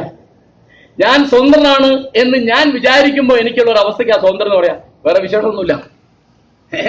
കാരണം ഇവിടുത്തെ പൗരോഹിത്യം, ക്രിസ്ത്യൻ പൗരോഹിത്യം, മുസ്ലിം പൗരോഹിത്യം, ഹൈന്ദവ പൗരോഹിത്യം, സിഖ് പൗരോഹിത്യം, എല്ലാ പൗരോഹിത്യം. കാരണം ഇന്ത്യയിൽ പ്രത്യേകിച്ച് അധികാര കേന്ദ്രത്തിന്റെ ഏറ്റവും പ്രധാനപ്പെട്ട രൂപം പൗരോഹിത്യമാണ്. ഞാൻ തെളിവ് തരാം. 5-6 കൊല്ലം മുമ്പ് തൊടുപുഴയിലെ ജോസഫ് എന്നു പേരായ മലയാള അധ്യാപകന്റെ കൈ വെട്ടിക്കളഞ്ഞു. ഞാൻ അദ്ദേഹത്തെ കാണാൻ പോയി. അപ്പൊ അദ്ദേഹം എന്നോട് പറഞ്ഞു, കാരശ്ശേരി മാഷെ, ബാക്കിയൊക്കെ ഞാൻ മാപ്പാക്കി. അവരാ തിരക്കിന്റെ ഇടയിൽ എന്റെ കൈ വെട്ടിയിട്ട് ഇടത്തെ കൈ, അത് വലത്തെ കൈ വെട്ട്. ഞാൻ പറഞ്ഞ ഇടത്തെ കൈ വെട്ടിയെ ഞാൻ മാപ്പാക്കൂല എന്ന് ജോസഫ് സാർ എന്നോട് പറഞ്ഞു. അപ്പൊ ഇത് അറിയാതെ വെട്ടിയത് ഇടത്തെ കൈ. ജോസഫ് എന്താണ് ചെയ്തത്? ജോസഫ് ഒരു ചോദ്യക്കടലാസ് ഉണ്ടാക്കി. ആ ചോദ്യക്കടലാസ് അന്യായമാണ് എന്നൊരു അഭിപ്രായം എനിക്കുണ്ട്. ഞാൻ അന്ന് പൊതുവേദിയിലൊക്കെ പറഞ്ഞാണ് ജോസഫിനോട് പറഞ്ഞത്. ആ ചോദ്യക്കടലാസിൽ തീർച്ചയായിട്ടും നബിനിന്ദയുണ്ട്, എനിക്കൊരു സംശയമില്ല. അത് ശരിയാണോ ശരിയല്ല, അതിനെന്ത് ചെയ്യാൻ പറ്റാം? അത് കോളേജ് അധികാരികൾക്ക് പരാതി കൊടുക്കാം, യൂണിവേഴ്സിറ്റിക്ക് പരാതി കൊടുക്കാം, പോലീസിൽ കൊടുക്കാം, കോടതിയിൽ കൊടുക്കാം. അതിന് പരിഹാരം ഉണ്ടാക്കാൻ ഈ രാജ്യത്ത് നിയമമുണ്ട്. തെളിവ്, 2 കൊല്ലം മുമ്പ് വക്കം മൗലവിയെ നിന്ദിക്കുന്ന ഒരു ചോദ്യക്കടലാസ് കേരള യൂണിവേഴ്സിറ്റിക്ക് ഉണ്ടായി. അത് പരാതി കൊടുത്തു, പോലീസ് അത് പരിഹരിച്ചു. ഇപ്പോ ഞാൻ പറഞ്ഞത്, ജോസഫിന്റെ കൈവെട്ടി, അത് കഴിഞ്ഞ് ജോസഫിനെ സസ്പെൻഡ് ചെയ്തു, അത് കഴിഞ്ഞ് ജോസഫിനെ ഡിസ്മിസ് ചെയ്തു. ഇവിടുത്തെ ഏത് പത്രം, ഏത് പാർട്ടി, ഏത് മുന്നണി ജോസഫിന് വേണ്ടി സംസാരിച്ചെന്ന് ആലോചിക്കാം. അന്ന് ക്രിസ്ത്യൻ പൗരോഹിത്യം പറഞ്ഞത്, ആ കോളേജ് നടത്തുന്നവർ പറഞ്ഞത്, മുസ്ലിം സമുദായം മാപ്പ് കൊടുത്താലേ ഞങ്ങൾ തിരിച്ചെടുക്കുള്ളൂ. ആരാ മുസ്ലിം സമുദായം എന്ന് പറഞ്ഞത്? ആളാരാത്? എന്തെടുക്കാണ് ഇവിടെ CPM, എന്തെടുക്കാണ് കോൺഗ്രസ്, എന്തെടുക്കാണ് CPI? ഇവരെന്താ ചെയ്യുന്നത്? എന്നിട്ട് അവസാനം ആ സലോമി എന്ന് പറയുന്ന പാവം വീട്ടമ്മ തൂങ്ങി മരിച്ചിട്ടാണ് റിട്ടയർമെന്റ് തലേന്ന് ജോസഫിന്റെ ജോലിയിൽ റീഇൻസ്റ്റേറ്റ് ചെയ്ത്. എന്റെ അറിവ് ശരിയാണെങ്കിൽ ഇപ്പോഴും അദ്ദേഹത്തിന് പെൻഷൻ ആനുകൂല്യങ്ങൾ മുഴുവൻ കിട്ടിയിട്ടില്ല. ഞാൻ അദ്ദേഹത്തിന്റെ വീട്ടിൽ ചെല്ലുമ്പോ വീടിന്റെ 2 ഭാഗത്തും പോലീസാ അടിച്ചു. ഇവിടെയാണ് നിങ്ങൾ ഈ ആവിഷ്കാര സ്വാതന്ത്ര്യം, രാഷ്ട്രീയ പ്രബുദ്ധത എന്നൊക്കെ പറയുന്നത്. പിന്നെ ഒരു കാര്യം കേട്ടോ, ഇങ്ങനെ മുസ്ലിം പൗരോഹിത്യം ചെയ്യുമ്പോൾ നിങ്ങൾ വിടരുത്. ബാക്കിയൊക്കെ നിങ്ങൾക്ക് പറയാം, ക്രിസ്ത്യൻ പൗരോഹിത്യത്തെ പറ്റി പറയാം, ഹൈന്ദവ പൗരോഹിത്യത്തെ പറ്റി പറയാം. കാരണം CR പരമേശ്വരൻ പറഞ്ഞ ഗൾഫ് പത്തിരി അതിന് കിട്ടൂല. കാരണം ഗൾഫിലേക്ക് നിങ്ങൾക്ക് ക്ഷണം കിട്ടും, ഗൾഫിൽ നിങ്ങൾക്ക് അവാർഡ് വരും, നിങ്ങൾക്ക് ഗൾഫിൽ നിന്ന് പുതിയ സമ്മാനങ്ങൾ വരും, നിങ്ങളുടെ പുസ്തകത്തിന്റെ പുതിയ പതിപ്പുകൾ വരും. അതുകൊണ്ട് കേട്ടോ, ഞാൻ മാധ്യമത്തിൽ ജോലി ചെയ്യുമ്പോൾ, മാതൃഭൂമിയിൽ ജോലി ചെയ്യുമ്പോൾ അവിടെ സർക്കുലേഷൻ മാനേജർ ഉണ്ട്, അഡ്വർടൈസ്മെന്റ് മാനേജർ ഉണ്ട് എന്നൊക്കെ ഞാൻ അറിഞ്ഞത് 4-5 മാസം കൊണ്ടാണ്. കാരണം നമ്മൾ ക്യാൻറ്റീനിൽ കാണുമ്പോൾ ഒരാൾ പരിചയപ്പെടാ, ഇത് ബാലൻ നായരാണ്, ആരാ സർക്കുലേഷൻ മാനേജറാണ്, മറ്റൊരു രാഘവനാണ്, ആരാ അഡ്വർടൈസ്മെന്റ് മാനേജറാണ്. വേറെ അയാൾക്ക് നമ്മുടെ ഇതിൽ യാതൊരു ജോലിയില്ല. ഇന്ന് ഒരു ഫോട്ടോ, ഒരു പരസ്യം, ഒരു ലേഖനം, ഒരു ഇൻട്രോ സർക്കുലേഷൻ മാനേജർ നോ എന്ന് പറഞ്ഞാൽ അത് കൊടുക്കാൻ സൗകര്യമുള്ള ഒരു പത്രാധിപതി കേരളത്തിൽ ജീവിച്ചിട്ടില്ല. അഡ്വർടൈസ്മെന്റ് മാനേജർ പറഞ്ഞാൽ അതിനനുസരിക്കും കേട്ടോ. ഞാൻ നിങ്ങൾക്ക് ഇപ്പൊ എല്ലാവരും പറയണ്ടല്ലോ, ഇസ്ലാമിക് സ്റ്റേറ്റ് വലിയ എന്തോ ഭീകര സാധനമാണ് അല്ലേ, ആണല്ലോ അല്ലേ? എല്ലാവരും എതിരാ ഇസ്ലാമിക് സ്റ്റേറ്റ്. ഇതിനാ കാരണം എന്താ പറയാ, ഇറാഖില് സുന്നികളുടെ കൂട്ടത്തിൽ നിന്നാണ് ഇവരുണ്ടായി വന്നത്. കാരണം അവിടെ ഷിയാക്കൾക്കെതിരായിട്ട് വലിയ കൊല നടത്തിയ ഒരാളാണ് സദ്ദാം ഹുസൈൻ. സദ്ദാം ഹുസൈൻ ആദ്യം കൊന്നു തീർത്ത ആരെന്നറിയാം? അവിടുത്തെ ഇസ്ലാമിസ്റ്റുകളെ. പിന്നെ കൊന്നു തീർത്ത അവിടുത്തെ കമ്മ്യൂണിസ്റ്റുകാരെ. കമ്മ്യൂണിസ്റ്റുകാരും ഇസ്ലാമിസ്റ്റുകളും കൂടിയാണ് ഇവിടെ എന്ത് ചെയ്തത്? ചുറ്റും നിന്ന് ഒപ്പന പാടിയിട്ട് സദ്ദാം ഹുസൈന്റെ? സദ്ദാം ബീച്ചുണ്ട് കേരളത്തിൽ കേട്ടോ. സദ്ദാം ഹുസൈൻ മരിച്ചെന്ന് മലയാള മനോരമയുടെ ചാനലിൽ വന്നൊരു, ഞാൻ ചാനലിൽ ഇരിക്കുകയാണ്, അപ്പോ ഒരു ബീച്ചിൽ നിന്ന് ഒരു പ്രായമായ മുസ്ലിം സ്ത്രീയോട് റിപ്പോർട്ട് ചോദിക്കുകയാണ്, സദ്ദാം മരിച്ചതിൽ ഇത്രയൊക്കെ നിങ്ങൾ സങ്കടപ്പെടാൻ കാരണം എന്താ? അപ്പൊ ആ സാധു സ്ത്രീ പറയാണ്, എന്താ മക്കളെ എങ്ങനെ ചോദിക്കണത്, മൂപ്പരുണ്ടായിട്ടല്ലേ നമുക്ക് റേഷൻ കാർഡൊക്കെ കിട്ടിയത്. ഇതൊരു കഥയല്ലേ കേട്ടോ. അപ്പൊ ഈ തരത്തിലാണ് ഇവിടുത്തെ രാഷ്ട്രീയ പ്രവർത്തനം, ഇവിടുത്തെ സാക്ഷരതയും രാഷ്ട്രീയ പ്രഭുത്വം കൊണ്ട് ഇതാ ഉണ്ടായത്. സദ്ദാം ഹുസൈന്റെ ഏതെങ്കിലും ഒരു സാധനം വായിച്ചു നോക്കിയാൽ എങ്ങനെയാണ് അൺഡെമോക്രാറ്റിക് ആയിട്ട് സദ്ദാം പെരുമാറിയെന്നറിയാം. എത്ര കൊല്ലം അമേരിക്കയ്ക്ക് വേണ്ടി എന്തൊക്കെ പണിയെടുത്തു. ഇറാൻ ഇസ്ലാമിക് റിപ്പബ്ലിക് വരുമ്പോ അതിനെതിരായിട്ട് 8 കൊല്ലം യുദ്ധം ചെയ്യുന്ന ഈ സദ്ദാം ഹുസൈനാണ്. അപ്പൊ ഇവിടെ എന്ത് പറ്റി? നമുക്കൊരാവശ്യമുണ്ട് ഇപ്പൊ പറഞ്ഞു. അപ്പൊ സദ്ദാം ഹുസൈന്റെ ഷിയാ കൂട്ടക്കൊല എന്നും പറഞ്ഞിട്ട് ഒരു നാടകം ഉണ്ടാക്കി അദ്ദേഹത്തെ തൂക്കിക്കൊന്നു. അപ്പൊ സദ്ദാം സുന്നി ആയതുകൊണ്ട് സുന്നികളുടെ ഇടയ്ക്ക് ഉണ്ടാവുന്ന ഒരു ഭീകര പ്രസ്ഥാനമാണ് ഇസ്ലാമിക് സ്റ്റേറ്റ് എന്ന് പറയുന്നത്. അപ്പോ മുസ്ലിം ഭീകരന്മാർ എന്ന് മാതൃഭൂമി മനോരമയൊക്കെ എഴുതി. ഇവിടെ വലിയ എതിർപ്പാണ്. അത് മറ്റേ കക്ഷി ഉണ്ടല്ലോ, ഇവിടെ കൂലി വാങ്ങുന്ന ടീമുണ്ട് ഇവിടെ. ഒരു പറയാ ഇത് മറ്റതാണ് മറിച്ചതാണ്, ഇസ്ലാമോഫോബിയാണ്, തേങ്ങയാണ്, മാങ്ങയാണ്. അതിന്റെ ഇടയ്ക്ക് ഒരു കാര്യം ഉണ്ടായി. എന്ത് പറ്റി? ഇസ്ലാമിക് സ്റ്റേറ്റ് പറഞ്ഞു ഞങ്ങൾ സൗദി അറേബ്യയെ ആക്രമിക്കും. ഉടനെ സൗദി അറേബ്യ പറഞ്ഞു ഇവർ ഭീകരന്മാരാണ്. ഉടനെ ഇവിടുത്തെ ഇസ്ലാമിസ്റ്റ് പറഞ്ഞു ഭീകരന്മാരാണ്. ഉടനെ മാതൃഭൂമി മനോരമയും പറഞ്ഞു ഭീകരന്മാരാണ്. അങ്ങനെ ഇപ്പൊ ഭീകരന്മാരായി കിട്ടിയത് കാര്യമൊക്കെയുണ്ട്. അവര് പറയണം അത് സൗദി അറേബ്യയിലാണ് നിങ്ങളെ കുറെ സർക്കുലേഷൻ, അവിടുന്നാണ് കുറെ പരസ്യം. ഇപ്പൊ എല്ലാവരും അവർ ഭീകരന്മാരെന്ന് പറയും. കാരണം നാളെ സൗദി അറേബ്യ ഞങ്ങൾ ആക്രമിക്കില്ല, ഒരു മക്കും അതിനൊക്കെ നോക്കി ഇരുന്നോട്ടെ എന്ന് പറഞ്ഞാൽ ഉടൻ ഇവർ സുന്നി വിമതന്മാരാവും. ഇതാണ് ഇവിടുത്തെ ഭാഷ മാറുന്നതിന്റെ കള്ളി. മനസ്സിലാവുണ്ടോ? അപ്പോ ഞാൻ പറയുന്നത്, ഇപ്പൊ നമ്മളെ ഭരിക്കുന്നത് ഈ പിണറായി വിജയനോ അല്ലെങ്കിൽ നരേന്ദ്രമോദി ഒന്നും അല്ലട്ടോ, നിങ്ങൾ തെറ്റിദ്ധരിക്കണ്ട. ഇവിടെ നമ്മളെ ഭരിക്കുന്നത് സമുദായ നേതാക്കന്മാരും മതപുരോഹിതന്മാരുമാണ്. ഞാൻ ആവർത്തിക്കുന്നു, ഇന്ന് നമ്മളെ ഭരിക്കുന്നത് സമുദായ നേതാക്കന്മാരും മതമേലധ്യക്ഷന്മാരുമാണ്. അല്ലെങ്കിൽ എങ്ങനെയാണ് ജോസഫിന്റെ കൈ വെട്ടിയിട്ട് ഒരു തരത്തിലുള്ള പ്രതികരണവും ഇല്ലാത്ത മട്ടിൽ കേരളം മാറിപ്പോയത്? ഇപ്പൊ എന്തുകൊണ്ടാണ് ഫാറൂഖിനെ കൊന്നു ഒരു വാർത്ത വരാത്തത്? ഇതാണ് ഇവിടുത്തെ ആവിഷ്കാര സ്വാതന്ത്ര്യം. നല്ല പരിപാടിയല്ലേ? അപ്പോ മാധ്യമങ്ങൾ ഇതിന് മുഴുവൻ അവർക്കിത് കച്ചവടമാണ്. നമ്മുടെ മിക്ക സാഹിത്യകാരന്മാർക്കും കച്ചവടമാണ്. കാരണം അവരുടെ പുസ്തകം ചെലവാകും കേട്ടോ.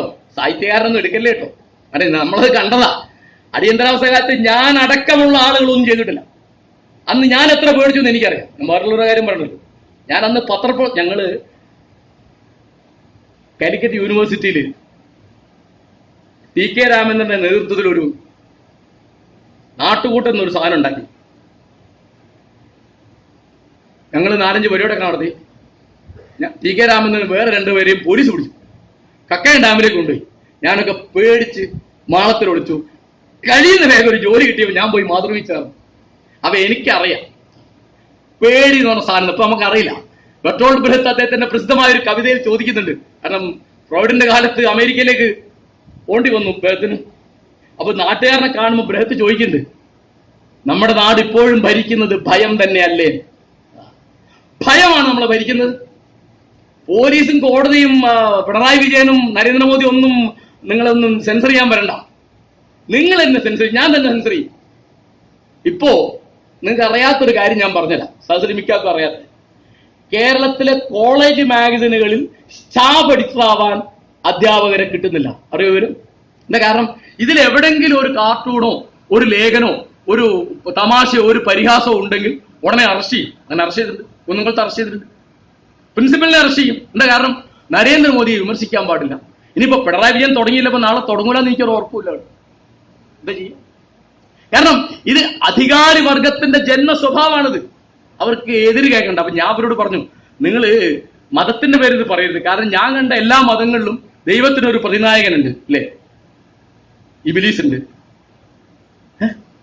ഞാൻ ഇസ്ലാമിസ്റ്റിനോട് പറഞ്ഞു, നിങ്ങൾ വേറെ എന്താണെങ്കിലും എതിര് പറയുന്നതിന് നിങ്ങൾ അനുകൂലിക്കണം. എന്താ കാരണം? ശൈത്താൻ എന്ന അറബി വാക്കിന്റെ അർത്ഥം എതിര് പറയുന്നുണ്ട്. ശൈത്താൻ എന്ന അറബി വാക്കിന്റെ അർത്ഥം എതിര് പറയുന്നു. അപ്പോ ദൈവത്തെ ധിക്കരിച്ച് നിരന്തരം സംസാരിക്കുകയാണ് ആര്? ഇബ്ലീസ്. ഞാൻ ഖുർആൻ കോട്ട് ചെയ്യുന്നു കേട്ടോ. ദൈവത്തോട് ഇബ്ലീസ് പറയാണ്, ശൈത്താൻ പറയാണ്, എന്ത്? നിന്റെ പ്രതാപത്തെ കൊണ്ട് സത്യം, നിന്റെ അടിയാറുകളെ ഞാൻ വഴിവഴപ്പിക്കുന്നു.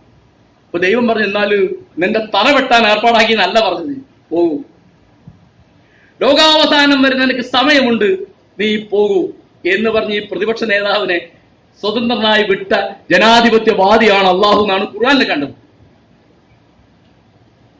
എന്നിട്ട് നിങ്ങൾ പറയാ പാകിസ്ഥാനില് ദൈവനിന്ദക്കെതിരായിട്ട് കേസുണ്ട്. എത്രയാളെയാ കൊന്നത്? എതിര് പറയുന്നതിന് എന്തെങ്കിലും ഒരു ബുദ്ധിമുട്ട് മുഹമ്മദ് നബിയുടെ ചരിത്രത്തിൽ ഇല്ല കേട്ടോ. മുഹമ്മദ് നബി ആവർത്തിക്കുന്ന ഒരു വാക്യം, അദ്ദേഹത്തോട് ചോദിക്കുന്ന മിക്ക കാര്യങ്ങൾക്കും അദ്ദേഹം പറയുന്ന ഒരു വാക്ക്, ലാ അദരീ, എനിക്ക് അറിഞ്ഞുകൂടാ. അപ്പോ അദ്ദേഹത്തിന്റെ പ്രസംഗങ്ങൾ, അദ്ദേഹത്തിന്റെ സഭകൾ മുഴുവൻ എതിരഭിപ്രായങ്ങൾ കൊണ്ട് എപ്പോഴും മുഖരിതമാണ്. അതിനൊക്കെ അദ്ദേഹം മറുപടി പറയും. ഞാൻ ഒരു ചെറിയ ഉദാഹരണം പറയാം. അതൊക്കെ വെറുതെ പറയാന്ന് പറയണ്ട, ഇതൊക്കെ ചരിത്രമുണ്ട്. ഒരു നിയമമുണ്ട് ഇസ്ലാമില്. വ്യഭിചാരം ആരോപിക്കുന്ന ആള് 4 ദൃക്സാക്ഷികളെ കൊണ്ടുവരണം. നല്ല നിയമല്ലേ? 4 ദൃക്സാക്ഷി. എനിക്ക് മനസ്സിലായത് അത് ശിക്ഷിക്കാതിരിക്കാൻ വേണ്ടിയാണ്. 4 ദൃക്സാക്ഷി. അത് എന്നെ മതപാഠശാലയെ പഠിപ്പിച്ച അങ്ങനെയാണ്. എങ്ങനെയാണ് മഷിക്കുപ്പിക്കകത്ത് കലമ പ്രവേശിച്ചത് അതുപോലെ കാണണം എന്നാ. 4 ആളെ, 4 ആണുങ്ങൾ കാണണം. നല്ല പരിപാടിയാ. 4 ആണുങ്ങളെ കാണുന്നത് ഈ കാണണം സംഭവിക്കും. ആലോചിച്ചു. നബി ഇങ്ങനെ സഭ കൂടിക്കൊണ്ടിരിക്കുമ്പോ പറയുന്ന ഒരാൾ വിളിച്ചു പറഞ്ഞു, നബിയെ, എന്റെ ഭാര്യയെ വ്യഭിചരിച്ചു. അപ്പൊ നബി കേൾക്കാത്ത മാതിരി. രണ്ടാമത് പറഞ്ഞപ്പോ നബി പറഞ്ഞു, ആരാ അത്? ഭ്രാന്തനാണ്, അയാൾ പോകണം. അയാൾ വീണ്ടും പറഞ്ഞു, ഞാൻ ഭ്രാന്തനല്ല, എന്റെ ഭാര്യ വ്യഭിചരിച്ചു. അപ്പൊ നബി അടുത്ത ചിന്ത അയാൾ മദ്യപിച്ചത്. അപ്പൊ ഇയാൾ നേരം കൊണ്ടുവന്നിട്ട് പറഞ്ഞു, ഞാൻ ഭ്രാന്തനല്ല, ഞാൻ മദ്യപിച്ചിട്ടില്ല, എന്റെ ഭാര്യ വ്യഭിചരിച്ചു. നബി ചോദിച്ചു, എന്താണ് നീ പറയുന്നത്? വ്യഭിചാരം ആരോപിക്കുന്നവൻ 4 ദൃക്സാക്ഷി ഹാജരാക്കാൻ നിനക്ക് അറിഞ്ഞൂടെ? അപ്പൊ ഇയാൾ വളരെ പരിഹാസത്തിൽ ചോദിച്ചു, ഞാൻ വീട്ടിലേക്ക് വരുമ്പോ എന്റെ ഭാര്യ വ്യഭിചരിക്കുന്നത് കാണുക, അപ്പൊ ഞാൻ റോട്ടിൽ പോയി 4 സാക്ഷിയെ കൊണ്ടുവരാൻ നടക്കല്ലേ? മുഹമ്മദ് നബിയോട് ചോദിച്ചു കേട്ടോ. ഇപ്പൊ ഇവിടുത്തെ ഏതോ മുസ്ലിമോടെ ചോദിച്ചെങ്കിൽ നമ്മളെ ആഫീസ് കൂട്ടി. അപ്പൊ നബി പറഞ്ഞു, ഇങ്ങനെയുണ്ടോ? എനിക്ക് ഇതിനെ പറ്റി ആലോചിക്കണം. എനിക്കിപ്പോ മറുപടി അറിയാൻ വയ്യ. നാളെ രാവിലെ നിങ്ങളൊക്കെ ഇവിടെ വാ, ഇയാളും വരട്ടെ, നിങ്ങളുടെ ഭാര്യയോട് വരാൻ പറയും. അപ്പൊ പിറ്റേന്ന് നബിയുടെ സഭ കൂടുകയാണ്. അപ്പൊ അദ്ദേഹം ഇങ്ങനെ ഇരുന്ന് സംസാരിക്കും 3 ആൾക്ക്. അപ്പൊ നബി ആദ്യം ചോദിച്ചു, ഭാര്യയെ പറ്റി കുറ്റാരോപണം നടത്തിയ ആൾ ഈ സഭയിലുണ്ടോ? ചോദിച്ചു. ഉണ്ട്. അദ്ദേഹത്തിന്റെ ഭാര്യ ഉണ്ടോ? ഉണ്ടെന്നോ. അപ്പൊ നബി വിളിച്ചു, എന്താ എനിക്ക് പറയാനുള്ളത്? പറഞ്ഞു, ഞാനിങ്ങനെ യാത്ര പോയി, യാത്ര കഴിഞ്ഞ് വീട്ടിൽ വരുമ്പോ ഞാനിത് കണ്ണാലെ കണ്ടു. ഒരു കാര്യം, സത്യമാണെന്ന് സത്യമാണ്, നീ 4 വട്ടം ഈ കാര്യം സത്യം ചെയ്ത് പറയും. 5-ാമത്തെ വട്ടം പറയൂ, ഇതിന് സാക്ഷിയില്ല, ഈ കാര്യം ഞാൻ പറയുന്നത് കളവാണെങ്കിൽ അള്ളാഹുവിന്റെ ശാപം എന്റെ തലയിൽ വീഴട്ടെ എന്ന് പറയും എന്ന് ആത്മശാപ പ്രാർത്ഥന നടത്തും. ഈ ഭർത്താവ് കൃത്യമായിട്ട് അവർക്ക് ചെയ്തു. ഈ സ്ത്രീയോട് ചോദിച്ചു, അവർ പറഞ്ഞു, അദ്ദേഹം പറഞ്ഞ കളവാ. 4 വട്ടം സത്യം ചെയ്തു. 5-ാമത് നബി പറഞ്ഞു ആത്മശാപ പ്രാർത്ഥന നടത്തും. അപ്പൊ സഭയിൽ പലരും പറഞ്ഞു, അവർക്കറിയത്. അവർ പറഞ്ഞു, അയ്യോ അങ്ങനെ ചെയ്യല്ലേ. അപ്പൊ അവള് പറഞ്ഞു, ഞാൻ എന്റെ കുടുംബത്തെ മാനം കെടുക്കാൻ ഉദ്ദേശിക്കുന്നില്ല എന്ന് പറഞ്ഞു. അവള് ആത്മശാപ പ്രാർത്ഥന നടത്തി. നബി പറഞ്ഞു, ഇനി നിങ്ങൾ ഭാര്യാഭർത്താക്കന്മാരല്ല. ഈ വിവാഹമോചന രീതിയാണ് അറബിയിൽ ലിആൻ എന്ന് പറയാം. ശാപം എന്ന വാക്കിനർത്ഥം. ആത്മശാപ പ്രാർത്ഥന നടത്തി പിരിയാം. എന്നിട്ട് നബി പറഞ്ഞു, ഭർത്താവിനെ പറ്റി ഭാര്യയോ ഭാര്യയെ പറ്റി ഭർത്താവോ വ്യഭിചാരം ആരോപിച്ചാൽ അവരുടെ ഇടയിൽ വിവാഹമോചനം പോലും വേണ്ട, അവര് വേറെ ആയി കഴിഞ്ഞു. ഒരാൾ ചോദ്യം ചെയ്യാം. കാരണം നബി പറഞ്ഞപ്പോ ഇങ്ങനെ സിറ്റുവേഷൻ ഉണ്ടായിരുന്നില്ല. ആ സിറ്റുവേഷൻ വന്നപ്പോ ചോദ്യം വരുന്നു, അതിന് ഉത്തരം വരുന്നു, അതിന് പുതിയൊരു മറുപടി, പുതിയൊരു നിയമം വരും. അപ്പൊ നമുക്കിപ്പോഴുള്ള പ്രശ്നം, നിങ്ങൾ എത്ര പേര് കേട്ടെന്ന് എനിക്കറിയില്ല, ക്രിസ്തുവർഷം 1001 മുഹമ്മദ് ഗസനി സിന്ധ് ആക്രമിക്കുന്നത്. ചരിത്രം പഠിച്ച എല്ലാവർക്കും ആ പേര് വെച്ചിട്ടുണ്ടാവും. 17 വട്ടം സിന്ധ് ആക്രമിച്ച അക്രമിയാണ് മുഹമ്മദ് ഗസനി. അദ്ദേഹം ആളുകളെ ആക്രമിക്കുന്നു, ക്ഷേത്രങ്ങൾ കൊള്ളയുന്ന അനവധി കാര്യങ്ങൾ. അദ്ദേഹം ആദ്യം വരുമ്പം ചെയ്തത് തന്റെ സൈന്യത്തിന് മുമ്പിൽ അനേകം പശുക്കളെ നടത്തിക്കൊണ്ടുവരിക. കാരണം ചാരന്മാർ മുഖാന്തരം അദ്ദേഹം ആർത്തിരുന്നു, ഇന്ത്യയിൽ വേറെ എന്ത് ചെയ്താലും പശുവിനൊന്നും ചെയ്യൂല. ഇപ്പൊ കൊല്ലത്തിലായി 1000 കൊല്ലം കഴിഞ്ഞു. ഇപ്പോ നമ്മൾ 1000 കൊല്ലം മുമ്പ്, കാരണം ഇന്ത്യ ആക്രമിക്കാൻ ഒരു വിദേശിയായ സൈനികന്, ഒരു സ്വേച്ഛാധിപതിക്ക്, ഒരു അധികാരമോഹിക്ക്, ഒരു ധനമോഹിക്ക്, ഒരു അക്രമിക്ക് അവസരമുണ്ടാക്കി കൊടുത്തത് ഈ ഗോപൂജയാണ്. ഇപ്പോ ഗോമാതാവിനെ പൂജിക്കണം, ഗോമാതാവിനെ സംരക്ഷിക്കണം എന്നാണ്. അമ്മ നല്ല പരിപാടിയാ. പെറ്റ തള്ളയെ ഗുരുവായൂർ അമ്മളടെ കൊണ്ട് തള്ളിയ പാർട്ടിയത്. ഇത് ഗോമാതാവിനെ രക്ഷിക്കുന്നു. നന്നായില്ലേ? പെറ്റ അമ്മയ്ക്ക് വൈകുന്നേരം ഒരു നേരം മുറുക്കാൻ വാങ്ങി കൊടുക്കുക, അമ്മയെന്ന് വിളിക്കുകയെ, നിങ്ങൾ കഞ്ഞി കുടിച്ചോന്ന് ചോദിക്കുകയും ചെയ്യാൻ മനസ്സിലാത്ത ഇവിടുത്തെ ഈ രാഷ്ട്രീയ ജ്വരം ബാധിച്ച് എന്താ ഈ നടക്കുന്നത് എനിക്കറിയില്ല. ഈ മതക്കാരെന്താ പറഞ്ഞു എനിക്കറിയില്ല. വീടുകളിൽ യാതൊരു സുരക്ഷയില്ലാതാണ് ഇവിടുത്തെ പ്രായം ചെന്ന ആളുകൾ, ആണും പെണ്ണും. പ്രായം എത്താത്ത പെൺകുട്ടികൾക്ക് രക്ഷയില്ലാത്ത പ്രദേശമാണ് കേരളം. നിങ്ങൾ ഏത് ഹിന്ദു മതത്തെ പറ്റിയാണ്, ഏത് ഇസ്ലാം മതത്തെ പറ്റിയാണ്, ഏത് ക്രിസ്തു മതത്തെ പറ്റിയാണ്, ഏത് ആത്മീയ പുരോഗതിയെ പറ്റിയാണ് പറയുന്നതെന്ന് എനിക്ക് മനസ്സിലാവുന്നില്ല. കോട്ടയിൽ ധ്യാനം കൂടുന്നു, ശബരിമലയ്ക്ക് ലക്ഷക്കണക്കിന് ആള് പോകുന്നു, ഹജ്ജിനും ഉംറയ്ക്കും നിരന്തരം. അത് മലബാർ വലിയ ബിസിനസ്സാണ്. ഹജ്ജ്, ഉംറ എല്ലാം തീർത്ഥാടനമൊക്കെ വലിയ ബിസിനസ് ആയിരിക്കാം. അപ്പോ ഏത് ആത്മീയ വളർച്ചയെ പറ്റിയാണ് നമ്മൾ പറയുന്നത് എനിക്കറിയില്ല. ഒന്നുമില്ല. പ്രായം ചെന്ന സ്ത്രീകൾ പുരുഷന്മാരിൽ നിന്ന് സുരക്ഷിതരല്ല, പ്രായം കുറഞ്ഞ പെൺകുട്ടികൾ സുരക്ഷിതരല്ല. ഇതൊക്കെ എനിക്കിനി വിസ്തരിക്കാൻ എന്റെ ആത്മാഭിമാനം സമ്മതിക്കുന്നില്ല. കേരളത്തിൽ ഇങ്ങനെയാണ് അച്ഛനിൽ നിന്ന് മകളെ രക്ഷിക്കേണ്ട സ്ഥിതി, ചെറുമകനിൽ നിന്ന് മുത്തശ്ശിയെ രക്ഷിക്കേണ്ട സ്ഥിതി കേരളത്തിലുണ്ട്.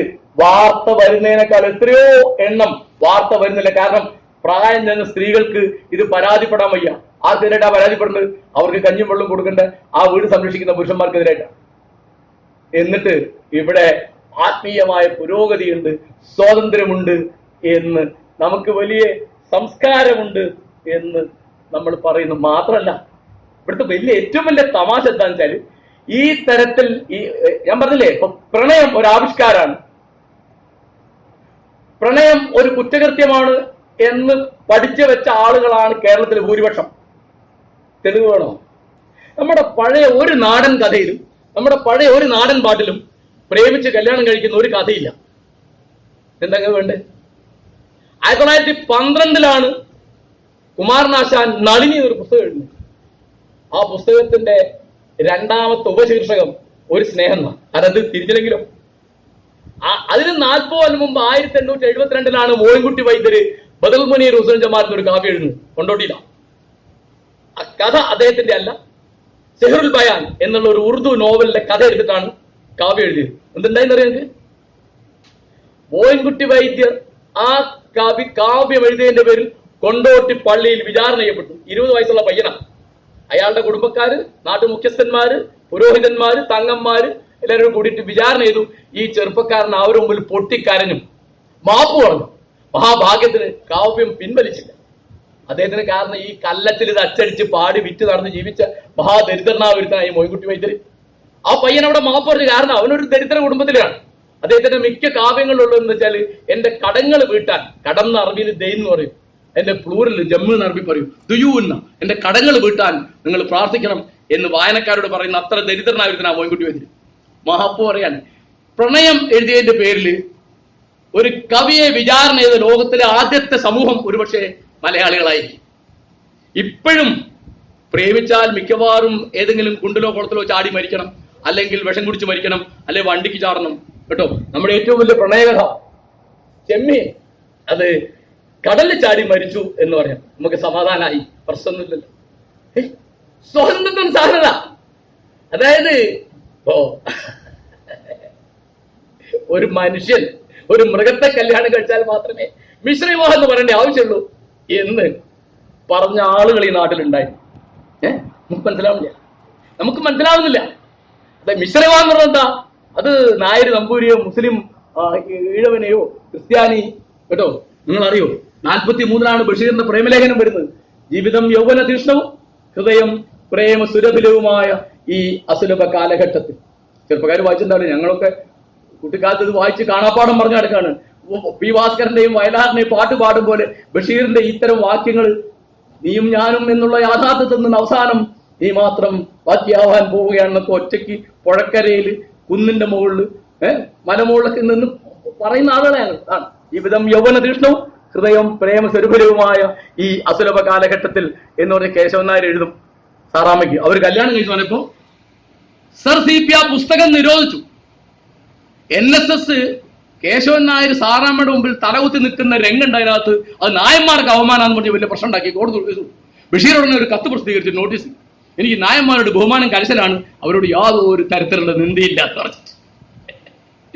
ഇത് ഇന്ന് അന്നൊക്കെ ബഷീറൊക്കെ പറയുമ്പോൾ തമാശ ആയത്, ഇന്ന് കാര്യമായിട്ട് ആ പബ്ലിഷറുടെ കൈവെട്ടിക്കളയും തലവെട്ടിക്കളയും. ഒരു പ്രശ്നം ഉണ്ടാവില്ല. നിയമസഭയിൽ നിന്നും വരില്ല കേട്ടോ.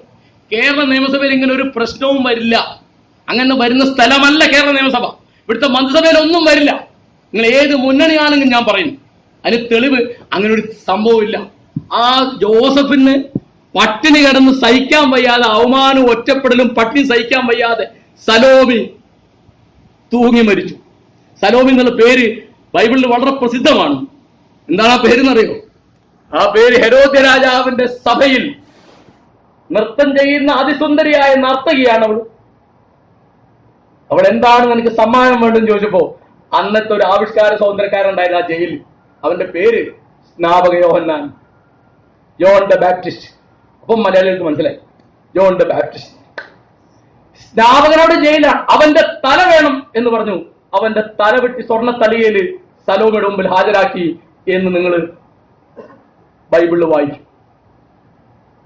സ്നാപക യോഹന്നാൻ ആവിഷ്കാര സ്വാതന്ത്ര്യത്തിന്റെ ലോക ചരിത്രത്തിലെ പ്രധാനപ്പെട്ട പ്രതിരൂപം സ്നാപകനാണ് കേട്ടോ. അവൻ പറഞ്ഞൊരു വാചകതാണ്. എന്താ പറഞ്ഞത്? മരുഭൂമിയിൽ വിളിച്ചു പറയുന്നവന്റെ വാക്കാവിത്. മരുഭൂമിയിൽ വിളിച്ചു പറയുന്നവന്റെ വാക്കാവിത്. ഇടയ്ക്ക് സ്നാപകൻ പറയും, കാതുള്ളവൻ കേൾക്കട്ടെ.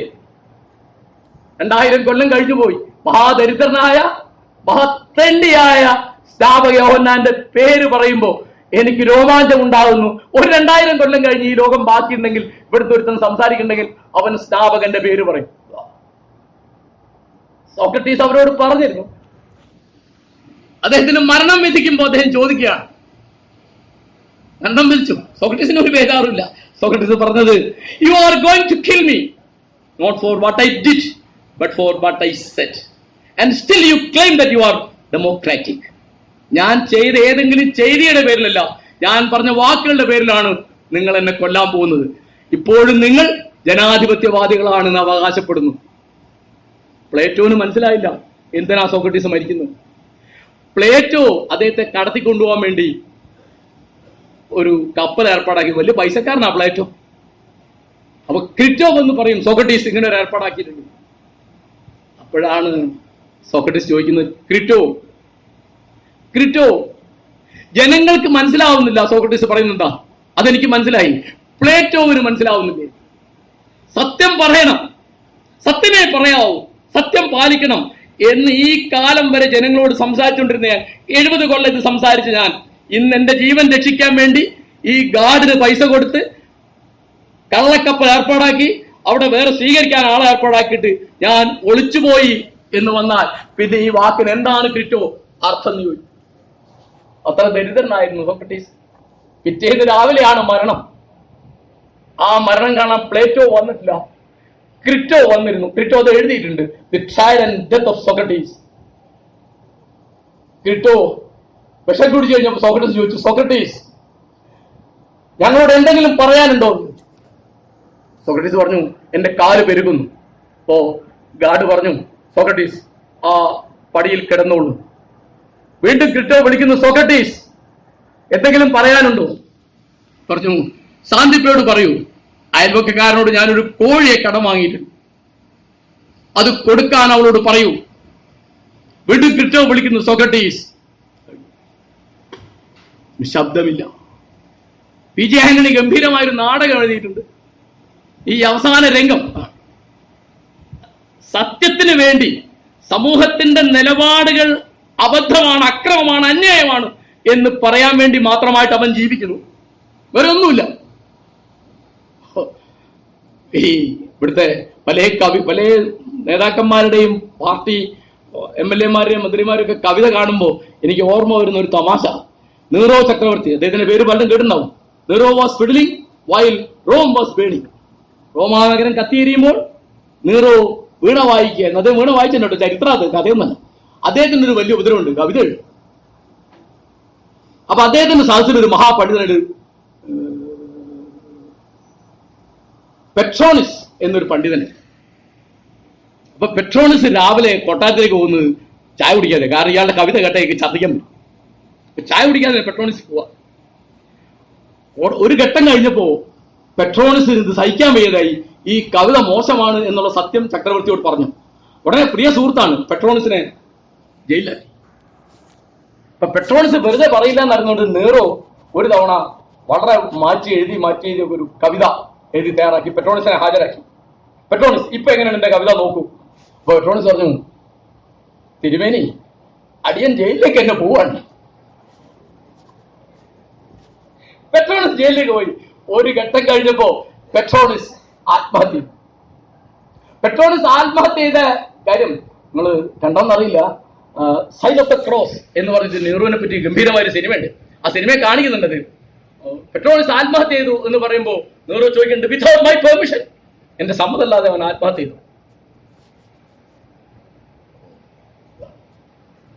എഴുത്തുകാരന്റെയും രാഷ്ട്രീയക്കാരന്റെയും ആത്മാഭിമാനമുള്ള മനുഷ്യന്റെയും പണി അവനവന്റെ സ്വാതന്ത്ര്യം, അവനവന്റെ അഭിമാനം ഒന്നിനു വേണ്ടിയും പണയം വെക്കാതിരിക്കുക.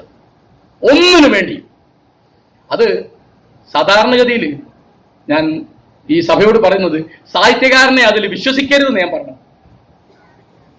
എല്ലാ സാഹിത്യകാരന്മാരും അടിമകളാണെന്നല്ല. കാരണം ഈ ഇവിടെ ഇപ്പോ ആവിഷ്കാര സ്വാതന്ത്ര്യവും കലയും എന്നാണ് ഇതിന്റെ പേര്. ഹെഡിങ് വേണ്ടത് ആവിഷ്കാര സ്വാതന്ത്ര്യവും കൊലയും എന്നാണ്. അപ്പൊ കൊലയാണ് നടക്കുന്നത്. നിങ്ങൾ വെറുതെയാണോ സൽമാൻ റഷ്ദിയെ കൊല്ലാതെ അദ്ദേഹത്തിന്റെ ആയുസിന്റെ നീട്ടം കൊണ്ട് ബാക്കിയായതാ? ഈ തസ്ലിമ നസ്രിന് ആയുസിന്റെ നീട്ടം കൊണ്ട് ബാക്കിയായതാ?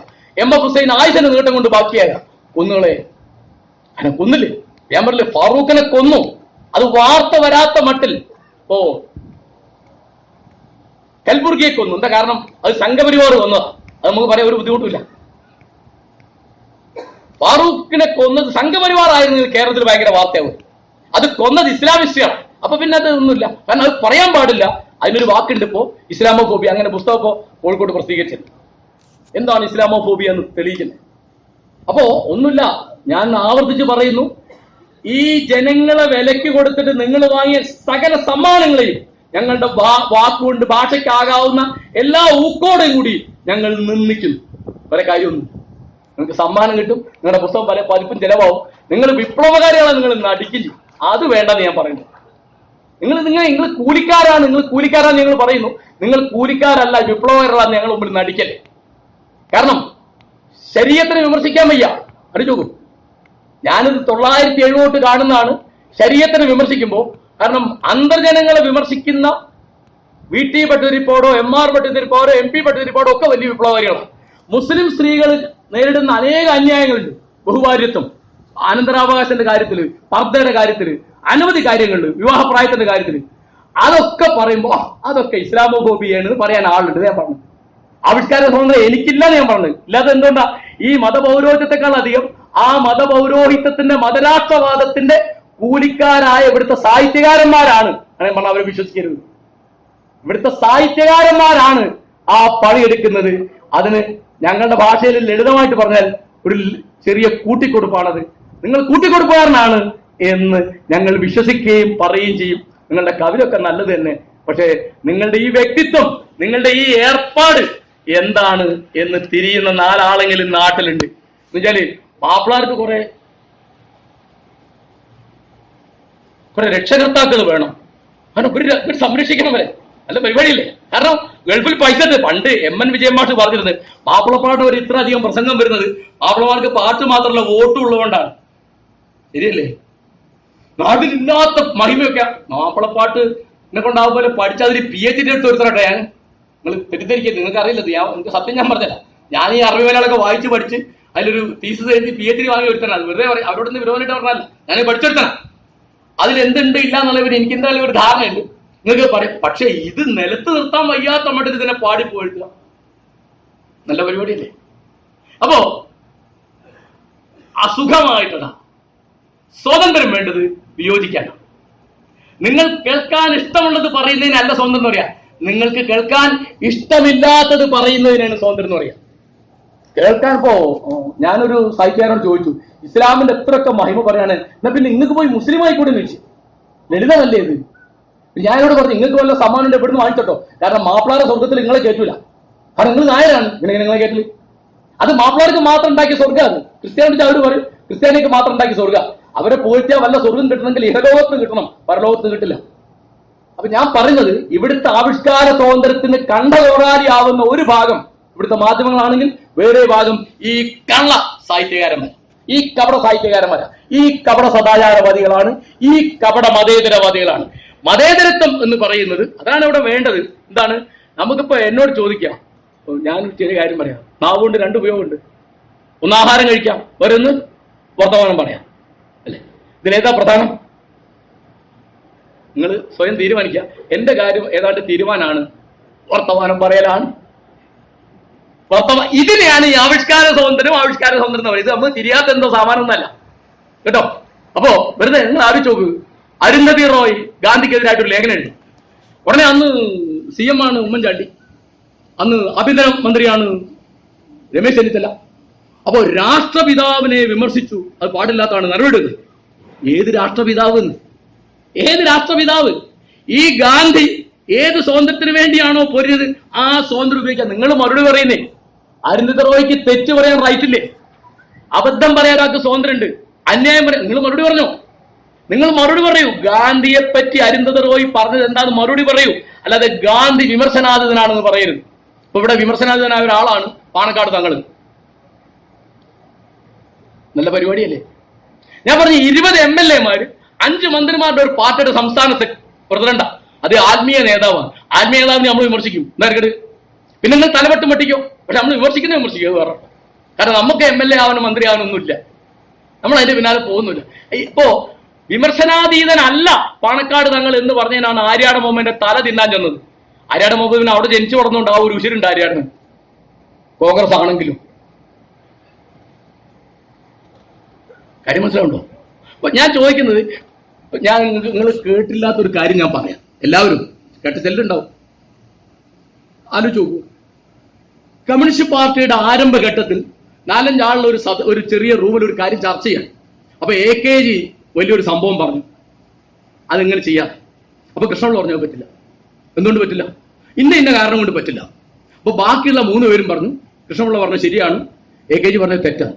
AKG ഏഷ്യമ്പോൾ എണ്ണീര് ഒറ്റ അടിയിട്ട് കൊടുത്തു. കൃഷ്ണപിള്ള കഥയിലോട് മറിഞ്ഞു വീണു. കൃഷ്ണപിള്ള എണ്ണീറ്റ് പറഞ്ഞു, ഗോപാല താൻ എന്നെ തല്ലിയല്ലേ എന്ന് ചോദിച്ചു. കഴിഞ്ഞത്. കാരണം ഇവിടുത്തെ നാട്ടിലെ തൊഴിലാളികൾക്ക് ക്ഷേമം വരാൻ വേണ്ടി 2 വഴി ആലോചിച്ചു. അതിൽ AKG പറഞ്ഞ അബദ്ധമായി പോയി എന്ന് തിരിച്ചറിഞ്ഞപ്പോൾ AKGക്ക് ഉണ്ടായ വളരെ നൈമിഷികമായൊരു ക്ഷോഭാണത്. അത് ഗ്രൂപ്പ് ഉണ്ടാക്കാനും വഴക്കുണ്ടാക്കാനും എന്നുള്ള കാര്യമല്ല, അതൊക്കെ മനുഷ്യന്മാർ തമ്മിലുള്ളതാണ്. കൃഷ്ണപിള്ള തിരിച്ച് തല്ലുകയോ തല്ലിയതിന് പരാതി പറയുകയോ ക്ഷോഭിക്കുകയോ ഒന്നും ചെയ്യാതെ തിരിച്ചു ചോദിച്ചു, ഗോപാല താൻ എന്നെ തല്ലിയല്ലേ? ഇതാണ് രാഷ്ട്രീയം എന്ന് പറഞ്ഞത്. ഇപ്പോ ഞാൻ ഇന്നാളൊരു CPM-കാരൊരു മീറ്റിങ്ങിൽ ഞാൻ പറഞ്ഞു, 31-ൽ ഗുരുവായൂർ അമ്പലനടയിലെ മണിയടിച്ച് എതിർപ്പ് വാങ്ങി തലയ്ക്കടിയേറ്റ് തലയിൽ നിന്ന് ചോര ഒലിച്ച് വീഴാണ് കൃഷ്ണപിള്ള. ഇന്ന് ഏത് CPM-കാരൻ അങ്ങനെ ഒരു സമരത്തിനുണ്ട് അമ്പലത്തിന് മുമ്പിൽ പോകും? ഏതെങ്കിലും മുസ്ലിമിന്റെ ക്രിസ്ത്യാനിയുടെയോ ഏതെങ്കിലും ആത്മീയം എന്ന് പറയുന്ന ഒരു കേന്ദ്രത്തിൽ എന്തെങ്കിലും അന്യായത്തിനായിട്ട് വല്ല വർത്താനം പറയൂ? ഞാൻ പറയാം. ശബരിമല ക്ഷേത്രത്തില് സ്ത്രീകൾക്ക് പ്രവേശനം വേണോ വേണ്ടേ? ചർച്ച ചെയ്യാം. മുസ്ലിം പള്ളികളിൽ മഹാഭൂരിപക്ഷത്തിലും പെണ്ണുങ്ങൾ പ്രവേശനമില്ല, അത് ചർച്ച ചെയ്യാൻ പാടില്ല. എന്താ? അത് ഇസ്ലാമോഫോബിയ. കണ്ടോ? ഇസ്ലാമോഫോബിയ ഉണ്ടോ? അത് ചർച്ച ചെയ്യണ്ട. ചാനലിൽ അത് ചോദിക്കുമ്പോൾ അത് ചർച്ച ചെയ്യാൻ പറ്റില്ല, കാരണം ഇവരെ സംരക്ഷിക്കണം. കണ്ടോ? അപ്പൊ ഈ സ്ത്രീകൾ എങ്ങനെയാണ് ഒരു അധസ്ഥ വിഭാഗമായി മുസ്ലിങ്ങളുടെ ഇടയ്ക്കുള്ളത് എന്ന് പറയുന്നത് മുസ്ലിം വിരോധം കൊണ്ടാണ് എന്ന് പറയാണ്. അപ്പോ എന്നോട് സുഹൃത്തുക്കൾ പറഞ്ഞു, എന്തിനാണ് മാഷേ ആ പെണ്ണുങ്ങൾ പള്ളിയിൽ പോകണ്ട, കാരണം അത്രയും കൂടി യാഥാർത്ഥ്യത്വം കുറയല്ലോ ഇതുള്ള അവിടെ പ്രസംഗം കേൾക്കാഞ്ഞാലും. ഞാൻ പറഞ്ഞു, പെണ്ണുങ്ങൾ പള്ളിയിൽ പോകണം എന്നല്ല പറഞ്ഞു, ഞാൻ പള്ളിയിൽ പോകത്ത ആളാ. പള്ളിയിൽ പോകണമെന്ന് ഒരാൾക്ക് തോന്നിയാൽ പെണ്ണായ വകയിൽ പോകാൻ പാടില്ല എന്ന് പറയുന്നത് മാത്രമാണ് ഞാൻ പറഞ്ഞത്. അത് ശബരിമലയ്ക്കും ബാധകമാണ്, യഹൂദ പള്ളികൾക്കും ബാധകമാണ് കേട്ടോ. യഹൂദന്മാരുടെ സിനഗോഗില് പെണ്ണുങ്ങൾക്ക് പോവാം, പ്രാർത്ഥിക്കാൻ പാടില്ല. അവിടെ ആണുങ്ങൾ പ്രാർത്ഥിക്കുന്ന ഒരു വാക്യം നിങ്ങൾക്കറിയോ? ദൈവമേ നിനക്ക് സ്തുതി, നീ ഞങ്ങളെ സ്ത്രീയായി സൃഷ്ടിച്ചില്ലല്ലോ. നല്ല പ്രാർത്ഥനയല്ലേ? ദൈവമേ നിനക്ക് സ്തുതി, നീ ഞങ്ങളെ സ്ത്രീയായി സൃഷ്ടിച്ചില്ലല്ലോ. ഇങ്ങനെ സ്ത്രീ വിരുദ്ധമായി, ദളിത് വിരുദ്ധമായി, തൊഴിലാളി വിരുദ്ധമായി, ജനാധിപത്യ വിരുദ്ധമായി, സ്വാതന്ത്ര്യ വിരുദ്ധമായി ആളുകൾ പെരുമാറുന്നു. അതൊക്കെ കണ്ട് നമ്മൾ മിണ്ടാതിരിക്കുന്നു. മിണ്ടാതിരിക്കുന്നതിനെ പറ്റി നമുക്കൊരു ബേജാറില്ല കേട്ടോ. ഞാൻ ഈ സംഭാഷണം അവസാനിപ്പിക്കുകയാണ്. ഐൻസ്റ്റൈനാണ് പറഞ്ഞത് ഒരുപക്ഷെ മനുഷ്യ ചരിത്രം ഉൽപ്പാദിപ്പിച്ച ഏറ്റവും വലിയ മസ്തിഷ്കം. അദ്ദേഹം പറയാണ്, ഈ ലോകം നശിക്കുന്നത് അധർമ്മചാരികളുടെ അധർമ്മം കൊണ്ടല്ല, അധർമ്മം കണ്ട് മിണ്ടാതിരിക്കുന്ന ധർമ്മചാരികളുടെ മൗനം കൊണ്ടാണ്. ഈ ലോകം നശിക്കാൻ പോകുന്നത് അധർമ്മചാരികളുടെ അധർമ്മം കൊണ്ടല്ല, അത് കണ്ട് മിണ്ടാതിരിക്കുന്ന ധർമ്മചാരികളുടെ മൗനം കൊണ്ടാണ് ലോകം നശിക്കാൻ പോകുന്നത്. അങ്ങനെ ഒരു ദുരവസ്ഥക്കെതിരായിട്ട് കേരളത്തെ ഉണർത്തുവാൻ ഇത്തരം ചർച്ചകൾ സഹായമാകട്ടെ എന്ന് ഞാൻ ആശംസിക്കുന്നു. ഈ പരിപാടിക്ക് എന്നെ ക്ഷണിച്ചതിന് സേതുവിനും സതീശനും ശർമ്മയ്ക്കൊക്കെ ഒരിക്കൽ കൂടി നന്ദി പറയുന്നു. നമസ്കാരം.